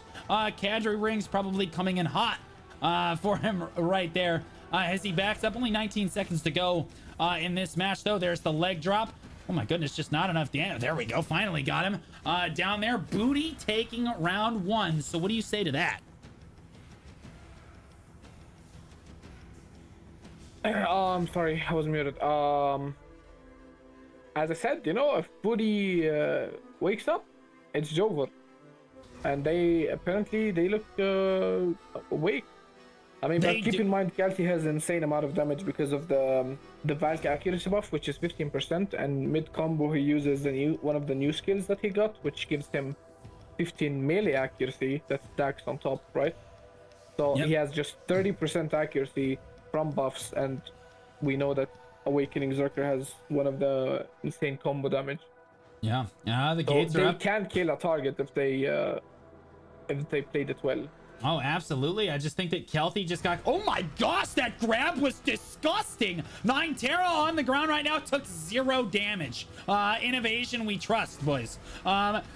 Yeah, okay, well, there he took a little bit more trade damage on the backside of this, but then trades back onto Sandkicks on the Valkyrie, but he can just heal that right back up. All eyes are basically on Kelty as he runs away on the Awakening Zerker right there.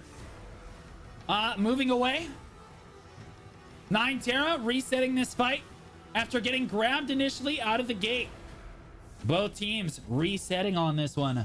Ninetera and Gloomer are staring at their opponents across the arena. Ninetera wearing possibly the most ridiculous headpiece I have ever seen in an AOS match like this. Doing a good job of hiding away. Oh my goodness, did not get grabbed. There's the grab down onto Gloomy. Kelty says, look what I found. I've got him on the ground right here, but there's Ninetera trading damage down onto Kelty. Who's really CCing who here? Really good grab by Kelty to get Ninetera on the ground, but he's just got too much gear, man. Kelty running for his life on that Awakening Berserker is going to run out of health very quickly, but so is Ninetera. Everyone getting very low. Trading on this one. Sandkicks down at 20% on the Valkyrie. Has to him away. Gets the heal back up for his team. Much more sustain over there. Ninetera, no way of getting his health back. If they go in for a trade like this, Ninetera could just lose out on it. And now he's down at 20%, and Sandkicks goes in for the grab. Misses it, though. A good dodge to go into that Mermaid for. Swings around right there on that Maraca swing. Oh, on the ground. Kelty almost kills him. On the back foot of that, does come out of V in a healthy spot. No! Gets caught! Down he goes! Kelty finds the damage, and it looks like they're gonna battle back around on this one. Knappack and Booty going at it with each other.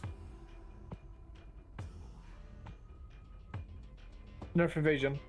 That's what I'm gonna say. Bro, Ninetera's gear is crazy, man. Put on a Bronte's bolt, get something going, bro, because you aren't doing any damage to this Corsair, man. I mean, when you mentioned that, I don't think you were seeing it, but Gloomer got the nastiest grab.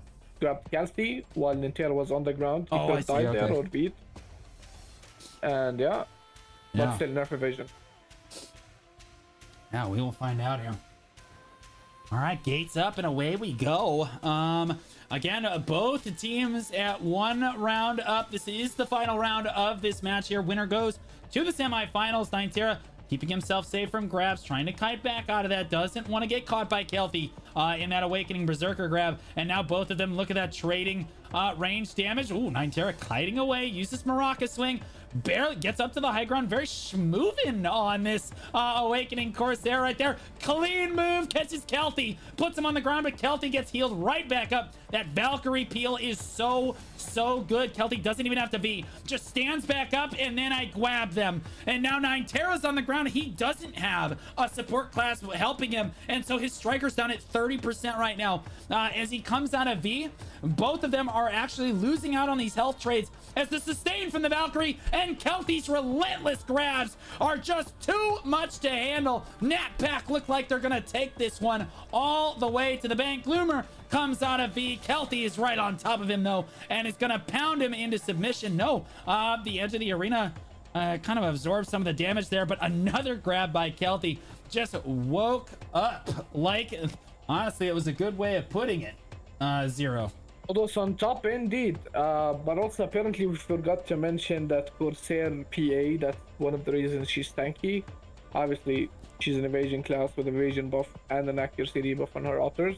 But one of my friends just reminded me that she has a PA that she can pop. She also has PA, but you have to huddle around her for warmth to use it. It's very low. It's actually technically better than Wizard Witch PA. The problem is you have to be really, really close to her. It's very difficult to get off. But yeah, you're absolutely right. She does have protected area on that class. I do want to point out, for what it's worth, Notice is going to have to knock itself out of the tournament because no one can actually knock them out by themselves because they're just that good. We are going to see LJ versus off meta. Okay, so remember that LJ is the Succession Sork, who you believe is one of the best classes in large scale PvP. Am I wrong? So Succession Sork and Awakening Ranger versus an Awakening Witch. And what was he paired with?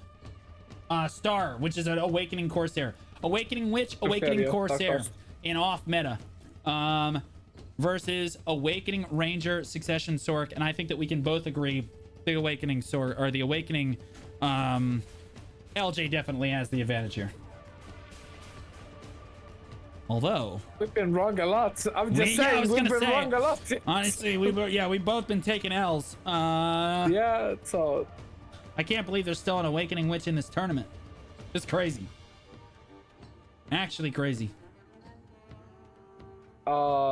I'm gonna leave the stream with you. I need to go to the bathroom real quick, so enjoy. Okay. I mean, you've been casting. I've been really you're just. I can't English. You're really entertaining at casting. So. Oh, thanks.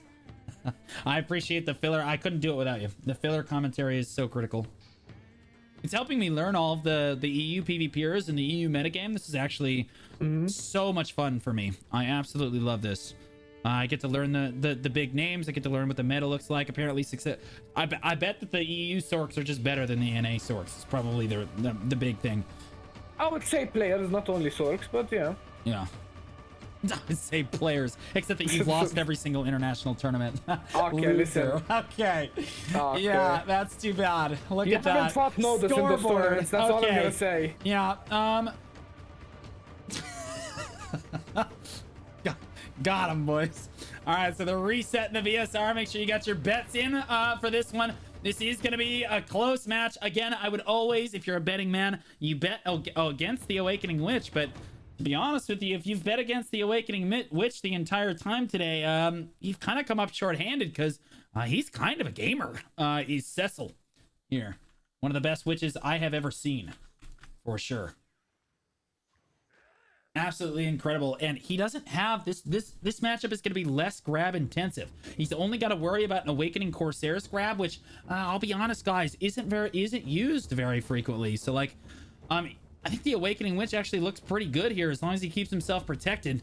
Oh, My goodness, there we go. Magical Elevation backwards. Here's Nyan coming in on the Suxork. They're going to go right on to Cecil here. And Cecil's just going to Elementalization out, use Thunderstorm, linger out that. Uses a Frigid Fog. I like that. Ooh, Rabam Heal. Interesting choice right there. Elementalization backward again. Oh, uses Gore Roll. They get behind him immediately, and they're just running him down. That's the Caster Curse right there. Of course, we knew the Awakening Witch for POV was definitely a possibility on this one. As the Corsair is also like, please heal me too. They're running after me. Help. Somebody help. It's not ethical. Look at the Awakening Ranger basically pushing through towards the Witch because they know... I forget. Yeah, the range... Cecil just absolutely gets obliterated. The Awakening Witch sweep the leg, as it were. Star all by himself. And the Succession Sork just jumps right in behind that Awakening Witch's frontal guards. No grab required. And down he goes. Starcrossed all alone here, doing his best on the Corsair. So actually, I take it back, guys. I misspoke. It's the Awakening Ranger grab he's concerned about, which is very avoidable for Awakening Witch. He can definitely avoid an Awakening Ranger grab. A Ranger's going to have a tougher time pinning down the Awakening Witch than a Striker is in the previous matches that he's fought. So, or a Zerker, which he's also fought. So, like... easier grab matchup, but you saw it just doesn't matter. The Sork just jumps right in. Awakening Witch really only has 3 or 4 good super armors that she can keep herself protected with, and then the Sork just jumps behind the frontal guard, and that's the end of it.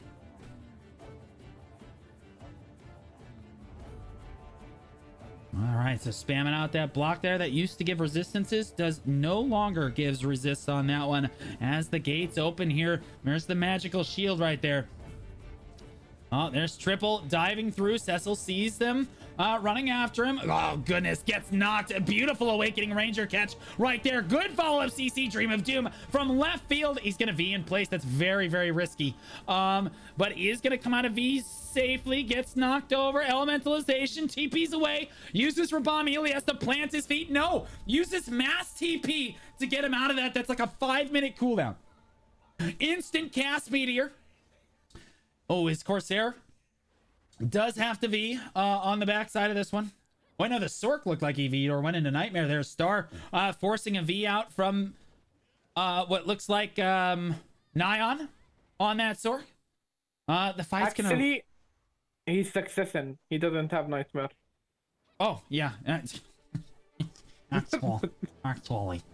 Yeah, okay. True. Absolutely true.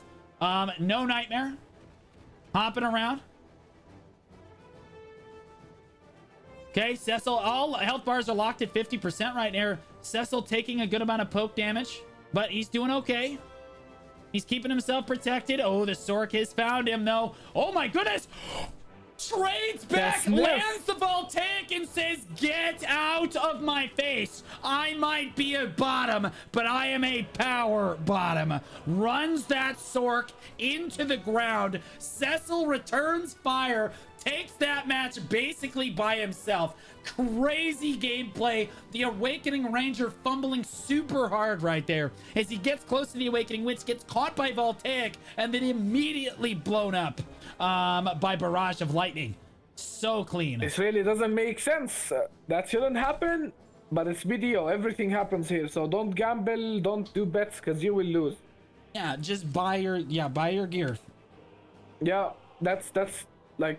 This You tournament can even buy is proof Pen that you should Labresca on EU grind because by. people are stupid enough to sell it. It's crazy. It got... 2 of them got sold, but yeah. I know. Gates up and away we go as speed spells come out.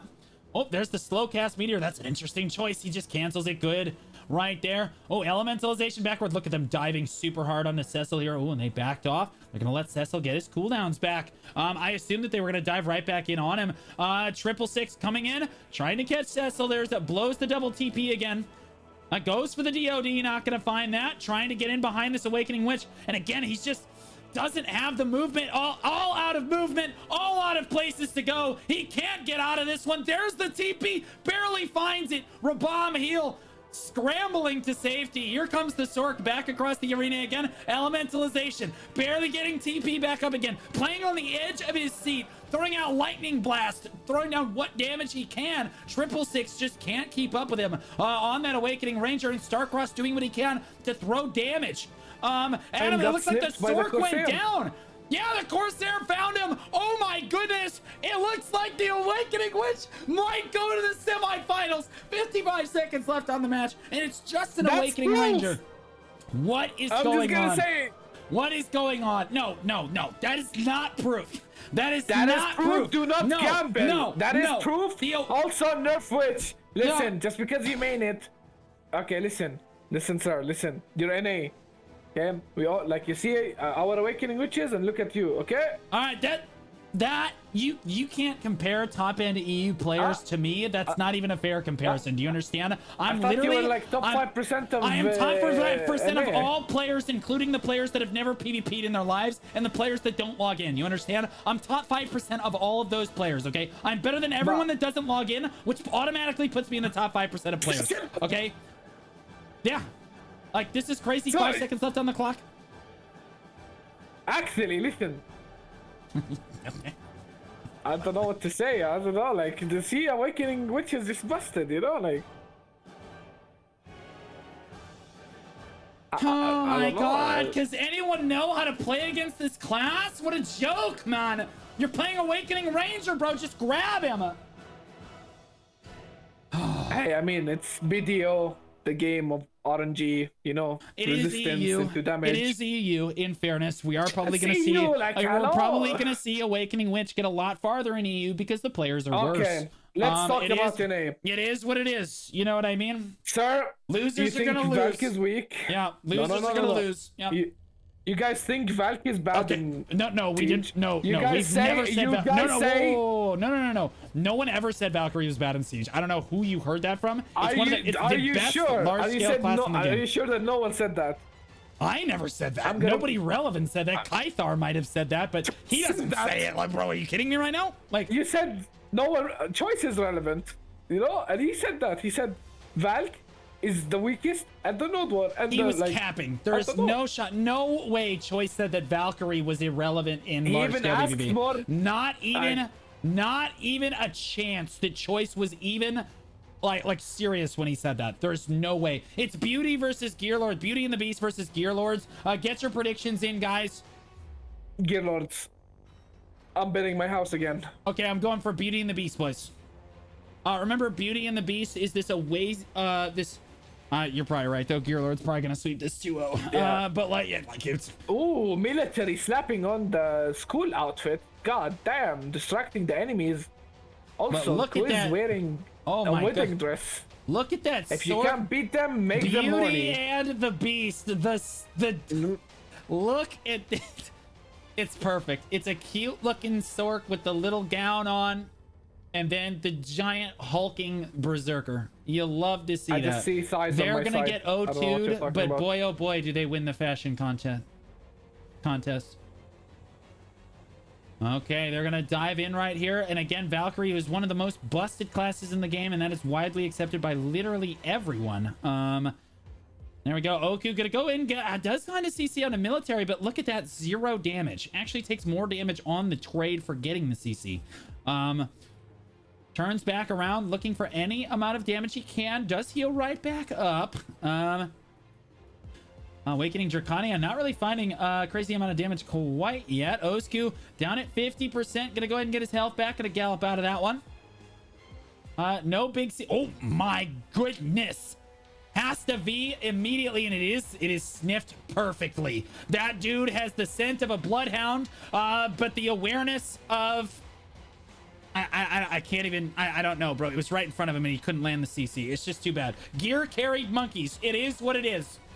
It is what it is. Oh, okay. Yeah. QZG gets the sniff down. No CC. Doesn't matter. Turns around, throws a skill, kills him. Now it's a 1v2. Focus on the positive. He's got a super sniffer nose. Beautiful. Super sniffer nose.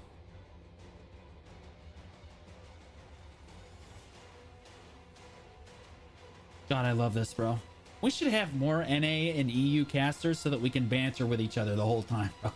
I love this. I'm not This gonna is lie, so this juiced. is really fun. I know. I'm, So juiced. I'm enjoying my day. I'm enjoying my day. It started as me being tired and like Same. I I woke wanted up at the 6 day to be a.m. done, and I'm like enjoying this. I know. I streamed for 11 and a half hours, slept for 2 hours, woke back up, started streaming again, and I'm enjoying. This is such a great time. This is a good time. Holy! All right, gates up and away we go. Yeah, I've been streaming for like The payback.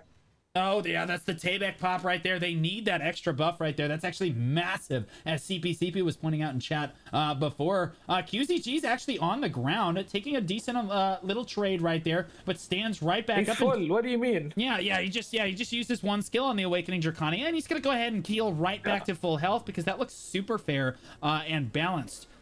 Mig gonna go, oh my goodness, doing his best to kite back, but like even the Shoutcast to V, all of that damage, and now, oh my goodness, again, look at the bloodhound nose sniffers over there on Gear Lords, but they can sniff it all the way to the bank, but they just can't land the CC when they sniff the V. That's crazy. It's 1v2 now.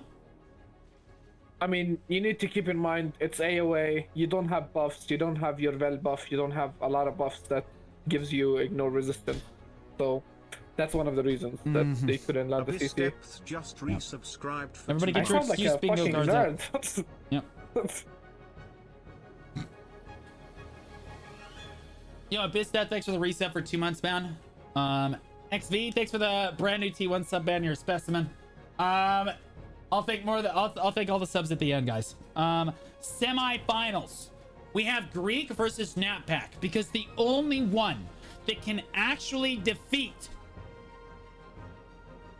this guild is themselves. This is crazy. Look, all I'm saying is I was saying it at the beginning of the tournament. I was like, bro, they look like just cleanly better than the other teams. I don't know what to tell you, bro. Greek versus Knappack.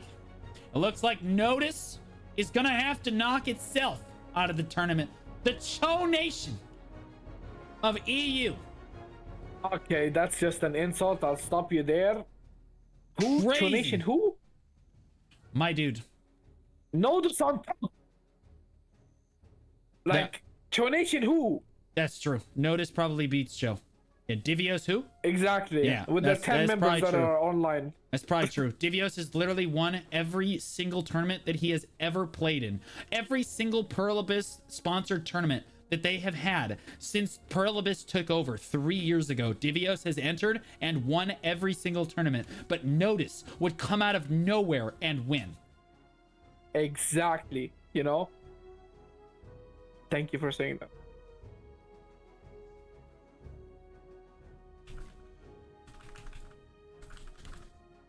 All right, so we have Sandkicks. Yo, a big shout out to the mods who are doing a great job with the predictions. Thank you so much, mods. The gates are up. We were not ready. Oh, they're saying we're not ready. Looks like the match is going to reset. Yep, there we go. Well, Notice does not need crystals, so... Yeah, they don't need crystals. Fuck. They don't need buffs. They don't need gear. They don't need crystals. They're just better. I don't know what to tell you.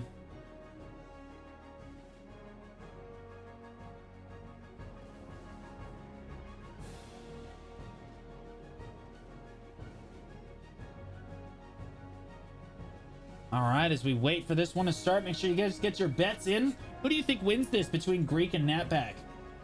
I think Greek might just take it. Yeah, I think Greek is a compositional diff, bro. It's Awakening Lon, Awakening Sage versus Awakening Zerker, Awakening Valk. I don't know, man. I just feel like they have too much pressure with the range grab, you know? There's something you don't know about Greek. That these two players are really known as dented players. But that's not a weakness here. Keep that in mind. Two dented people on the same team is like, you know, yeah. Yeah, that is fair. I mean, like, we did see a striker not actually successfully land a grab onto an Awakening Witch for like 8 minutes in an AoA match not too long ago. So, like, you know, sometimes you do need to just consider the IQ. It is CJ moving into the middle of the arena. BRNY on that lawn. looking for any pick that he can. You can see he's playing very slowly over there in the corner right there. And he used Deadly Dance just to keep himself protected from this range pressure. Gets the Zerker on the ground. Here comes the Sage damage. Not quite close enough. And Kelty finds the damage. But honestly, it was the inexplicably the Awakening Valkyrie that found the CC onto CJ. Got the KD right there. And CJ moving back through. Kelty's very, very low. Big damage going through onto him. It's just too easy to pick the Awakening Berserker with that lawn. I'm gonna dash and then I'm gonna grab him on repeat. And there's not much Kelty can really do about that. Very difficult to play against it. You see Kelty running for his life. APM of 185 right now, while BRNY literally is flying into a wall, trying to figure out what his buttons do. There we go. There he goes. He's gonna dash into the other rebuff. Yeah, dashes straight in, gets the CC on the Zerker. It snapped me back, so we didn't get to see it, but wipes him out very quickly, and down he goes. BRNY just search and destroy on the Awakening lawn there. Goodness gracious. I don't know. That was Sage being Sage, you know? He popped reset, boom, popped debuff, started blasting. Anyway, I started blasting. Yeah, if anyone's blasting here, it's the Awakening Berserker, right? Like this. He's the blaster. He's literally the blast class, right? Yeah, he's getting Baja blasted. That's a different kind of blast. Not in the super fun like bedroom kind of way either. The gates are up, and away we go here. BRNY gonna fly straight across now, looking for his kill target. There's the grab right there. Kelty's on the ground. No V, just accepts his fate, and there we go. Hashtag Baja blasting, boys. Oh my goodness. Notice on top, baby. Notice gonna go through to the finals here. Sandkick's on the ground as well. It is gonna be Greek all the way to the finals. I did say it at the start of the tournament. They looked incredibly strong all the way through. Wait, no, it's a best of 5. It's a best of 5. Technically, they're only 2-0. Yeah, it is a best of 5. Technically, they're only down 0-2 right now. Reverse sweep. Actually, cue the silver scrapes. Just like. First to 3 is the best of 5. Holy crap. You know, you just mentioned how low the IQ is of the average EU player, and it's starting to occur to me that actually might be the case. Yeah, no, he says, no, it's not best of 5. It's first to 3. Actually, it sounds better. Yep. Math is super hard. Kelty kiting away, trying not to get grabbed by this lawn. He is 1 round away from elimination here. CJ's on the ground. Good damage being put down on a BRNY. Both of them are in V right now, and they're on the sniff. They are not going to catch either of them, but they are very, very low. Nap Pack on the hunt right now, and they really need to abuse this as the lawn. There you go. The lawn tries to pressure, and he just says, get that booty out of here. Kelty pressures down. As long as the lawn is that low on health, he can't pressure the Awakening Berserker. So the Berserker's actually in a good spot here. Kelty doing a great job positionally in this matchup right now. CJ taking too much damage. Gets CC'd with Titan Blow right there. And, oh, he's down at 10%, but he's still alive. Doesn't have V available. Oh, Kelty gets CC'd. And is, nope, down at 40%. Still okay. Throws return damage. Gets CC'd again. And has to be. CJ did die, though. Kelty's going to come out of E. It's going to come down to whether or not he can sniff it. He does sniff it, but it's a typical EU player. Didn't actually follow up on the sniff. I don't know what it is today. You guys have the scent of Bloodhounds, but the follow-up potential of Stevie Wonder, because the monitor is just not there, sadly. Oh, tragic. Because, you know, it has a playstyle potential. It's better for him to 1v2 than 1v1. Right? I mean, like, he was right there. He was standing. All he had to do was throw a skill, bro. Kelty was dead right there. All right, we'll see. But the clip that he can post on his TikTok, man, like, think with me, you know? That's true. There's the grab right there. Oh my, no shot. Right now that we're going to talk about Tic Tac in the middle of this match right now. Kelty gets grabbed, does get back to his feet. BRNY did not quite have the damage on the Awakening lot right there. Goes back in, finds Kelty. Oh my goodness. Yeah, okay, yeah, no, it's the match ran out of time. I thought he was gonna win by HP. I thought he almost won by HP, because you can still do that. Just like in ALS, but not quite. Nap Pack gonna battle it back. Gonna take a round off of him. You can call him Brony. That's what people call him. Oh, I'm so sorry. I'm not gonna say that. Yeah, no, that's it's crazy. okay. It's easier for you, I guess, now. Yeah, no. BRNY is fine. I like to think that he's not a degenerate and likes My Little Pony as an adult male. All right. Gates up and away we go. BRNY gonna fly across, looks for the same engage he's done almost every time. There's Kelty, there's the grab, and I'm gonna dash and then I'm gonna grab him. There's Kelty's V right there. If it ain't broke, don't fix it, boys. Getting that pre-buff down, finds Kelty out of V. That's gonna be the cleanup right there. Down he goes in a 1-2 because CJ won his one as well. And it looks like Greek is going to move on convincingly to the finals of this tournament.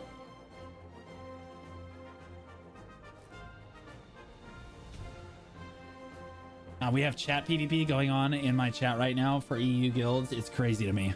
I can't even tell what's happening.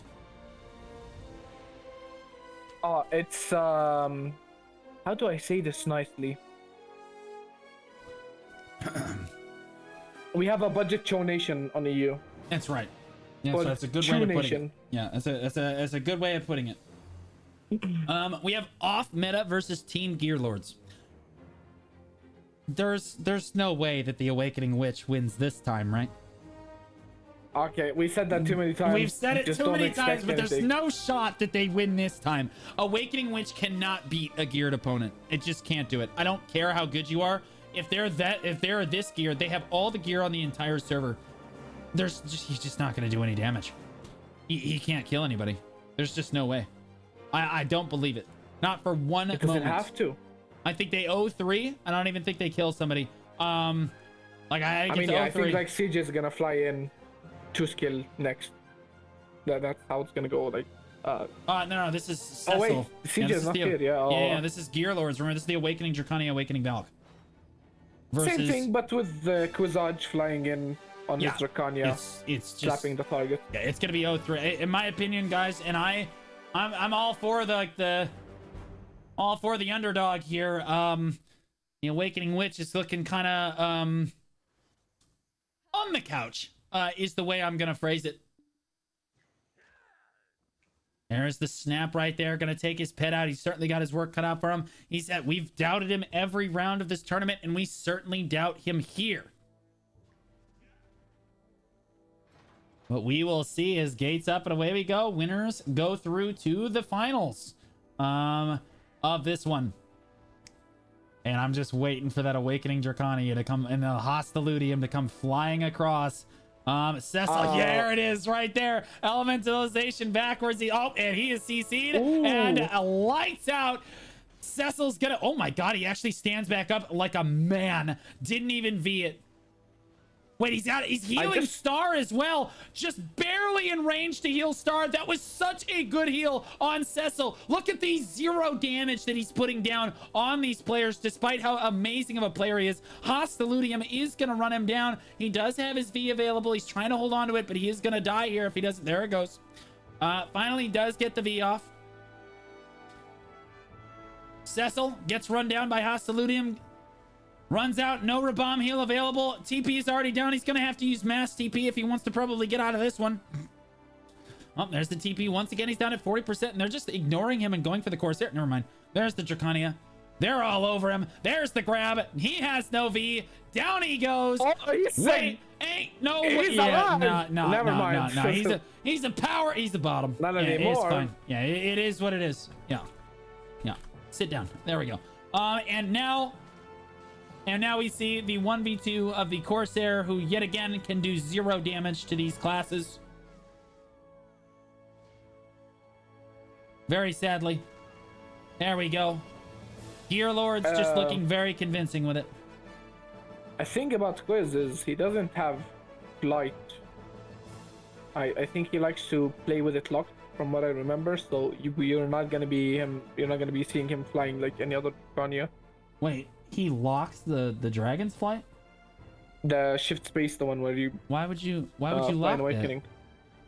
I don't know, but he is him, so like Yeah, that just goes to show you that if you have enough gear, you can actually lock all of the essential skills in the kit and not actually have to play the game. You can almost just stand up, flip your keyboard over, and just start slamming the desk repeatedly and kill your opponent when it is an Awakening Witch in this circumstance. Cecil's gonna get dove elementalizations himself backwards. TP's in, looks for damage. Look at that Fisher Wave actually giving his opponent HP. Oh, the damage. Yeah, no, the Corsair putting down a decent amount of damage. Military's going to stagger back to his feet as well. And he's going to use 2 skills and go ahead and get all of his health back because Awakening Dracania looks like a balanced class. Look at that great Fisher Wave there as well. Does force a V on Cecil right there. Sadly, here comes the Awakening Dracania. Does manage to get the V. Sniffs the V, but ends up backfiring on him as his teammate comes over and backs him up, and he has to V out of this one. Cecil down at 20%, has TP available. Oh my god, TP's into the opponents. A rare mistake from Cecil right there. Yeah, has to use mass TP to correct. That was definitely a mistake. Uses for bomb heal to get himself healthy. Trying to get right back in. Oh no, gets CC'd again. And looks like the Awakening Dracania looks like a fair and balanced. Oh wait, no, I'm sorry. Awakening Valkyrie looks like a fair and balanced class. There's the Awakening Dracania, also looking super spectacularly balanced as well. No problems here. Looks good. Looks clean. Big damage coming down, and Gear Lords are gonna move on to the final. Isn't there still one more? Yeah, no, I said they're gonna move on to the finals. That would imply that there's another match. I know I have to, like, I have never to explain know. this. Like, they're gonna do the third place match no first, assumptions. though. So, like, no, it's not an assumption. It's just like that's what I meant, right? I said, oh wait, no, you meant one more round. Oh yeah, you're right. Yeah. Oh, you meant one more round. I keep forgetting it's the best of 5. Yes. You're right. See, NA math. Now, I'm telling you. see, now I look like son of a bitch, bro. Now I'm farming L's. Now I'm farming L's. NA brain cells, indeed. I wasn't just an NA brain cell. I was a teacher. Oh. Oh god. I feel bad for your students. Oh, no, I'm stupid. I do too. It's all right. I was a biology teacher. I wasn't a math teacher. Okay. Yeah. That's even. I got fired. I don't know what you want from me. Okay, I didn't do a good job. All right. I'm sorry. Yeah. Starcross. I'm sorry. Do it. I'm Do sorry. it. Do it. Yeah, if I joke about it, it's totally fine. It's no big deal. Okay. I felt bad for a second. Like, holy. No, you're good, bro. If I'm joking about it, you're totally fine. All right. Okay. Yeah. You know what? Everybody's trading at 50% right now, down to 20%. Honestly, doing a good amount of damage to Gear Lords right there. Starcross kiting back now. The witch got sniffed. Oh, look at that. Awakening Witch on her back. Feeling crazy for him. Look at that wonderful floor POV coming out from Cecil there. Insane. Good Fisher Wave. Hiding backwards. Constantly under pressure. V. Yep. Constantly The under trust pressure. between like him this. and military healing him is crazy. He's like, was 10% HP and he just stood there. Yeah, I mean, the strategy on Awakening Dracania is to lose all your health, stand up, and then trade it all back by pressing a button. Get all your health back, and then your opponent loses all their health. It's like part of the class. It's designed this way. They're just running down the Awakening Witch right now, very sadly. In this one, Cecil is just running out of options, running out of space. You can see military just all over him. Starcross doing what he can to try to peel Military and jumping. Oh, yeah, military jumped, but that's okay because, again, he has all the gear in the world. There it is, Starcross getting a CC and immediately dying because, again, the opponent just has too much gear. Good fight. It is what it is, boys. There it is, 3-0. Did they kill a single player? No, I was actually right. Legit. Yeah, Literally 3-0, didn't kill him a single time. Nerf gear, yep. No, buff Awakening Witch, bro. Is it? All right, now Nap Pack versus Off Meta. This is the third place match, guys. Third place match. Remember, this is for 20 euros a person, but more importantly, 3,000 pearls a person. Actually, it's 30. No. No, it's I mean, second place? no. We're going for third place right now. It's 3K pearls. Now who can't do math, bro? Both of us are actually it's morons. not. It is Both of us are 3K each actually, and- bro. We can't do math for shit in this broadcast. It's fine. Listen. That's an EU education. Don't look at me. That was an EU education. Don't look at me. That time I it was was him. not. I got it right that time. All right, fool me once. I'm not even in EU. Yeah, well, you represent them, so that sounds like a you problem. Maybe it's just a BDO issue, man. Maybe Okay. we're all just idiots. I think. Trust me, I've interacted with almost every video player, and I can think it's a video player issue. That's fair. It does look like we're gonna see Nat Pack versus off meta. This is the Awakening Witch, and again, I say the Awakening Witch has the disadvantage to Awakening Berserker, Awakening Valkyrie, right? I think Awakening Witch, Awakening Corsair. There's no way. I thought for sure they'd be just knocked out of the tournament. It's crazy. They're fighting for third place. Do you think that they have a chance in this match? Who again? Nat Pack and off meta. So Nat Pack is the Awakening Zerker, Awakening Valk. Off meta is the Awakening Witch, Awakening Corsair. I don't think the Witch and the Corsair has. There's no way. Like That's what bro. We say that every time though, but they're literally in the third place match right now. Every okay, time. like, this is for real, for real. Yeah, there's but no for way, real, like... there's no shot this time, right? Like, there's no way they win again, right? Like, that's just crazy, dude. There's no way they win again. Like, the Awakening Witch is just not supposed to be in the tournament still. This is crazy. Yeah. I hope I'm not wrong again. Like, I can't. No. My ego can't handle this anymore. Yeah, that's okay. We've both been wrong about the math. Our math today has been rough.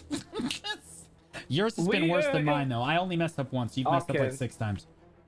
I'm not. Look, it's not a competition, but if it was, I'd be winning. Look, that's all I'm saying. Okay. Okay.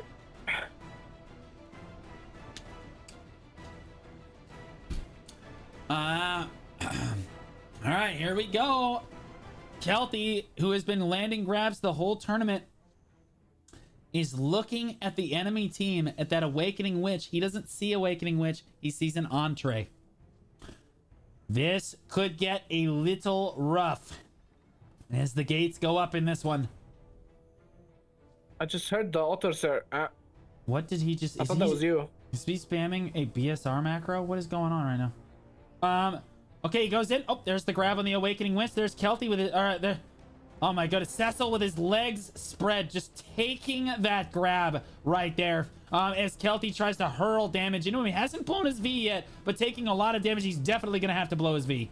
There's no shot. He just TPs away and Rabam heals it. That's insane. The man has balls of steel. Literally has to wheel them around in a wheelbarrow. There's Kelty on a perma grab run right here. And then he grabs him, runs to the next guy, runs to Cell. He has to TP away. Here's another grab for you. He's just tossing these women around the arena. It's almost unethical. Oh my goodness. Stars running. Cecil's grab now too. Kelty's having himself a field day. Sandkicks is just pouring damage into it. He's gonna run forward. Please, no more grabbing. It's too insane. The class is absolutely out of this world. He's just running him down. Another grab. Look at the legs just being tossed through the air. And that is the story of that off-meta team, man. Oh my goodness. That's what happens when PA gives the class 3 grabs, you know? Yeah, it's almost like he has 3 skills that can go through frontal guard and super armor. He just... Yep. That one right there. Very big. Crazy. What a legend. Crazy, bro.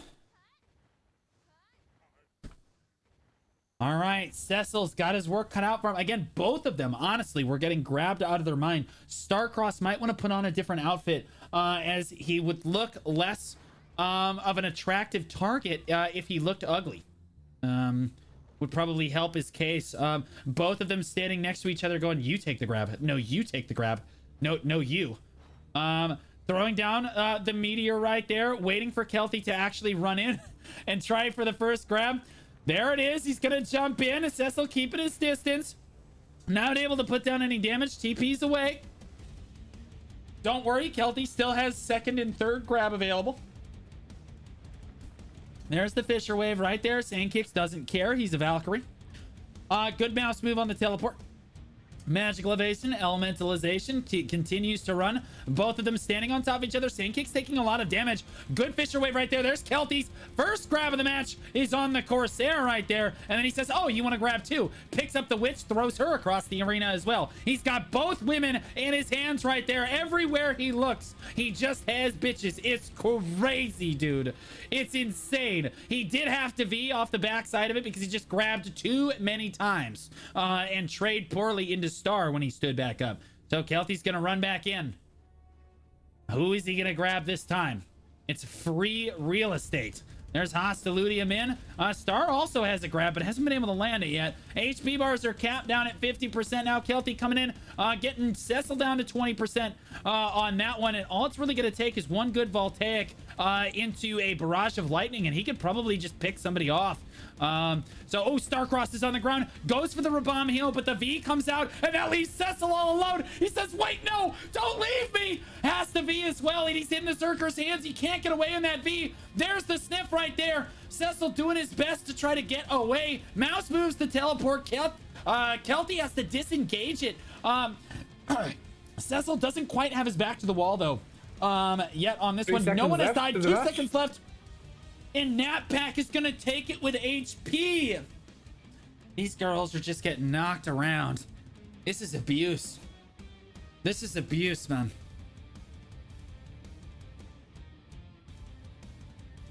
Yeah. Good contribution, man. Nice. Nerve Zerker. I would generally agree with that statement. I think that a class having 3 grabs is a little obnoxious. With 30% ignore grab resistance, heals, mobilities. Yeah. Yeah, I just feel so bad. Because like you have one dude just running in. He says, don't worry, I have 2 hands. I can grab both of you. Finally, we can agree on something. His hands are big enough. And there goes Kelty into the middle of the arena. There, we're going to look and see if he can't get these grabs down. Once again, Sandkick's just kind of waiting. Oh, he does get knocked over by the Corsair. There's the Awakening Witch follow-up. But again, the Valkyrie peeling for him. And now he's going to stand up. And you guessed it. He's going to grab them. Yes. There we go. But Kelty taking bad damage on the trade. Look at him running at his opponent. He's got second grab available.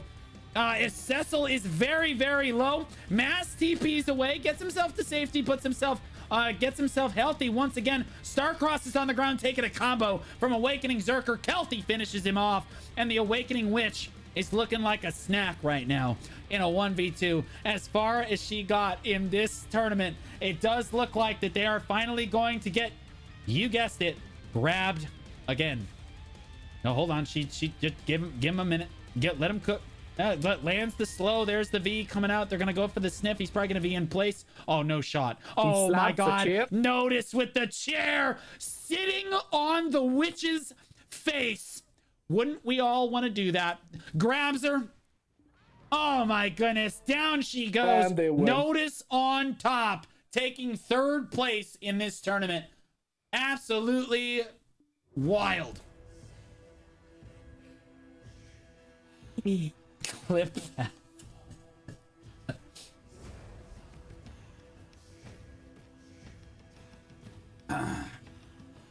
I mean, he just took a seat in the middle of the fight, bro. He's just waiting for her to come out of V so he can grab her, I guess. It's like the most BM thing I've ever seen. All right, now we have the finals. I feel bad. It is Greek versus Team Gearlords. This is going to be an incredibly close match. Remember, guys, this is 60 euros apiece to the first place winner. 7,000 pearls on the line. Second place is guaranteed 5k pearls and 40 euros a player. So a lot of money on the line, a lot of pearls on the line, and that's very important because in EU, as we know, they're very poor. No one can actually buy outfits in EU. Yeah, well, first of all, your math was wrong. It's not 60 a piece, it's 30 a piece. No cron stones at all. No one is swiping whatsoever. Whoa! Hello, Twitch mods, like the video. Hello. No one is. No one is swiping at all. Can I get will this man say, contained? for what it's worth, they're either poor or way more financially responsible than us. It could be the latter. Or both, because we embrace credit card debt like it's like part of our society. You know what I mean? All right, it looks like the gates are up, and away we go for the finals of this one. It is a what am I best watching? of 5. I think that Greek wins this. I think that they've been playing so well so far in this tournament. I'm not sure that Gear Lords can actually lean on their gear as much against this Greek team. That Lon is just so powerful. And then the Awakening Sage as well with the damage there. Neither team landing a CC quite yet. Oh yeah, you want to talk about mods with your comment about Shy earlier? Is this a joke? Yes. Awakening Draconian in the middle of the arena right now. Jumping around. Neither team really finding a CC quite yet, but Military taking a bad trade so far here. BRNY has not found a grab. Looks like they did force a V right there. He's moving down onto the Draconia. Wait a minute. The Striker just died. Wait, what? I'm not sure. Did he DC? The Striker's just dead. Okay. And then the Lon just ran in. What happened right there? Just to clarify, I'm sorry, the Sage. I apologize. The Sage. Military is a living tank. It's no joke. But CJ has the damage. Like CJ and Brony has the damage to kill him. So it's probably gonna be the focus is Military, because like guys, I you kill the misspoke. healer so he doesn't heal. Yeah, I misspoke. It is a Sage. It's a Striker Sage. Yeah. There's been a lot of Strikers in the tournament. Forgive me. I woke up at 6 a.m. I've been streaming the 17 of the last 24 hours I have been live. Happens. Yeah, Roger, just give me a break, man. All right, It's okay, gates are up. happens. And away we go. BRNY dashing forward here. It is the finals. Oh, good grab right there. No damage going down, though. Good peel by the Valkyrie. Oh, my gosh. CJ inting it for some reason. CJ is literally running it down. He is on the payroll. CJ is It looks like actually he is on the running it payroll. down. Military is a living tank. You're not wrong. BRNY does have to be right there. The Sage just literally is a corpse. He spawns in as a corpse. I just want to also point out, let's point back to Zero's earlier point that Awakening Sage is busted. It's crazy. It is, but CJ is like, I don't know. It's like his mom is calling him for dinner. He needs to go. Or, I don't know what he has now. Yeah, honestly, they're already backs to their wall. They gave him Greek notice, giving him 2 wins for free just to make it interesting. VRNY, CJ just needs to not die that fast. He's just getting one shot every single time. I assume it's just a gear diff, right? Like realistically speaking, just a massive gear diff. But BRNY, No, both sides are pretty geared. okay, so like, he's just they bad. have Yeah, the he just needs to gear play to kill better. each other. Yeah, okay. So BRNY flying around right now. And again, he's got plenty of iframes. Brony with the E-buff. There we go. There's the class buff going down there. BRNY goes in, looks for a CC, doesn't quite find it. It backs up again there. CJ kiting around, playing it relatively safe this time, doing a much better job. There's the Lon attacking from above right there, looking for a CC, not gonna find it. And all these classes just iframing around. Military's on the ground, taking a good amount of damage. Now BRNY takes a CC as well and has to V. And now it's CJ left all alone. BRNY has to get right back in there to help his ally.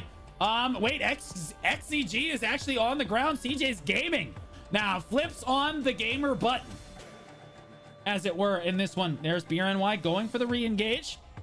Has grab available to him. Hasn't actually been able to find one yet, though. Deadly Dance to keep himself protected a little bit there. And moving forward. Again, both sides just trading iframes with each other. Good grab, gonna force a V right there out of CJ. Good Awakening Draconia grab. BRNY gonna help his teammate come out of V here, or not, just let CJ die.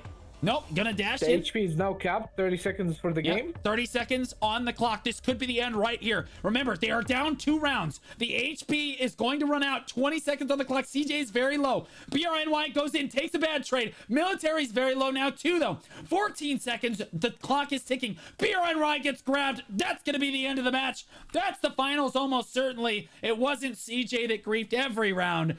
You can say they just back up. They play it safe. And Gearlord is going to take it all the way to the bank. Awakening Draconia, Awakening Valkyrie. Who could have guessed that they're gonna take this? Me. I did. All right, yeah, I get it, yeah, Look, we were all just trying to... We were all just trying... We were hoping for a best of 5 match, not just like... I think tragically, I think CJ running it down the first 2 rounds did not help them. I think in the 3rd round they played a lot better. But overall, Gearlord definitely deserved this win. Military and QZG playing absolutely phenomenally. What an amazing tournament this was. This was Mystyee's 2v2 best duo tournament, guys. So mods, can we get a shout out? Let's do a shout out for Mistyee here. Would you like to interview the winners? Oh, I'd love to. If you have any questions for them. Yeah, I'd love to. Okay. Yeah, how are we gonna do that though? Add me as a friend so I can invite you to a group. I don't have friends. I'm a Black Desert player. Okay. I can be your friend. There you go. I think. Okay. Okay, now I need to invite the real quiz because one of the quizzes is it's fuck, you know. Okay. I can't say that. Yeah, that's fine.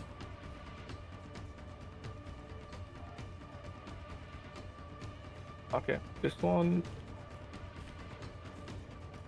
All right, let's get a shout out for Zero Two, who has been my co-caster through this whole thing. It's been absolutely incredible. It's the first time I think we've collaborated.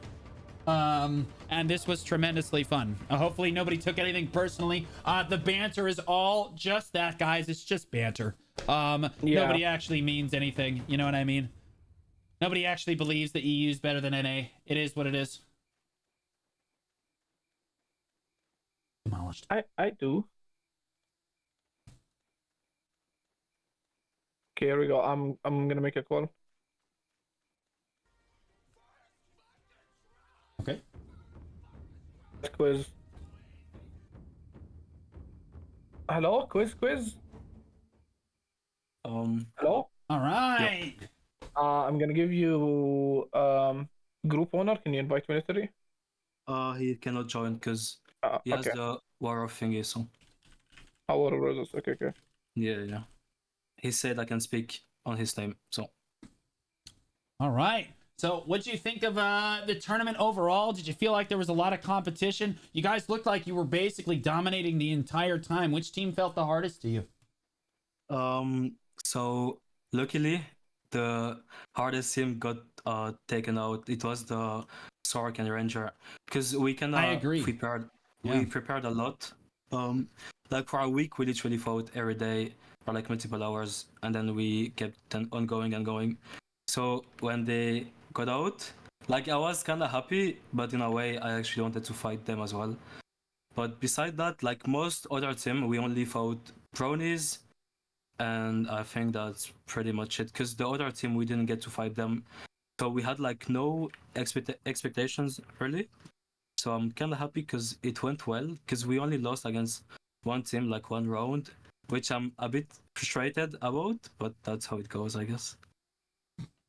Yeah, I mean, like, I think we were all shocked when the Awakening Ranger, Succession Sork lost to the Awakening Witch, Awakening Corsair matchup. I mean, that was just absolutely an incredible round to watch there. But you guys absolutely dominated basically all tournament long.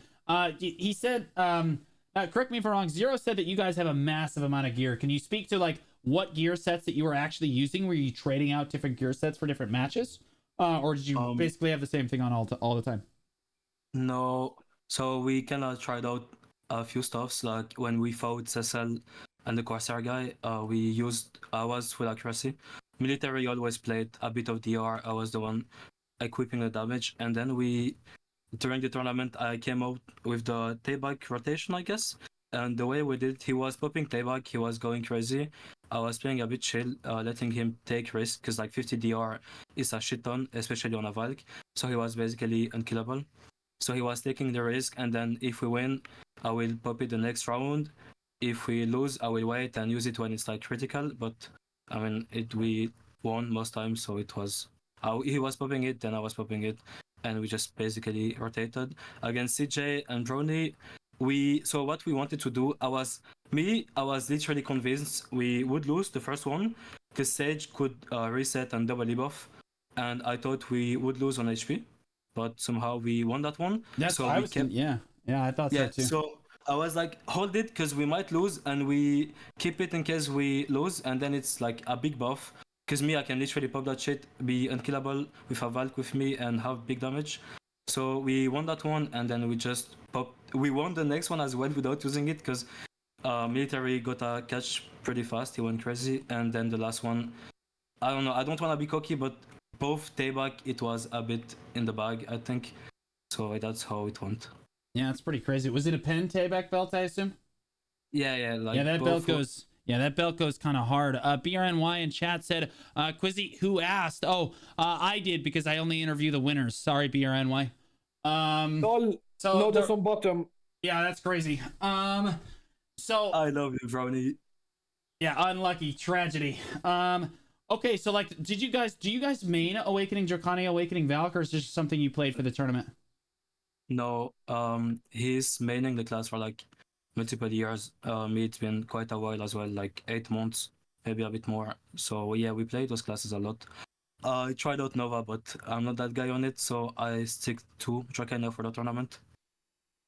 Oh wow, yeah, no, I mean, it's certainly an amazing class, and then also the Valkyrie there to peel there as well. It just looked very dominant. So you guys were scared of the Ranger team the most.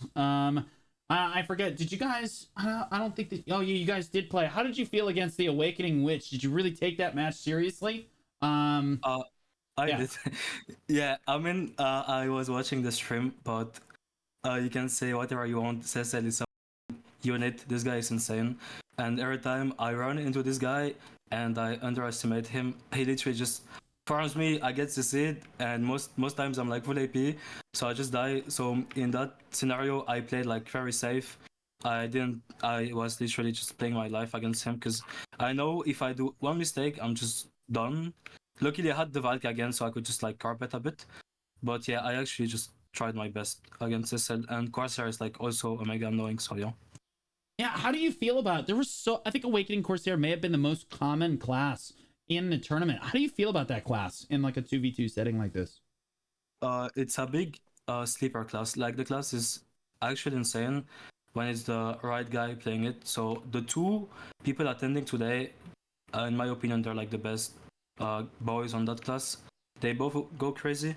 When we fought Nintera in like in scrims and shit, he was going crazy as well. So also happy those guys got taken out. So we got kind of lucky, I guess. Yeah. Yeah. Wow.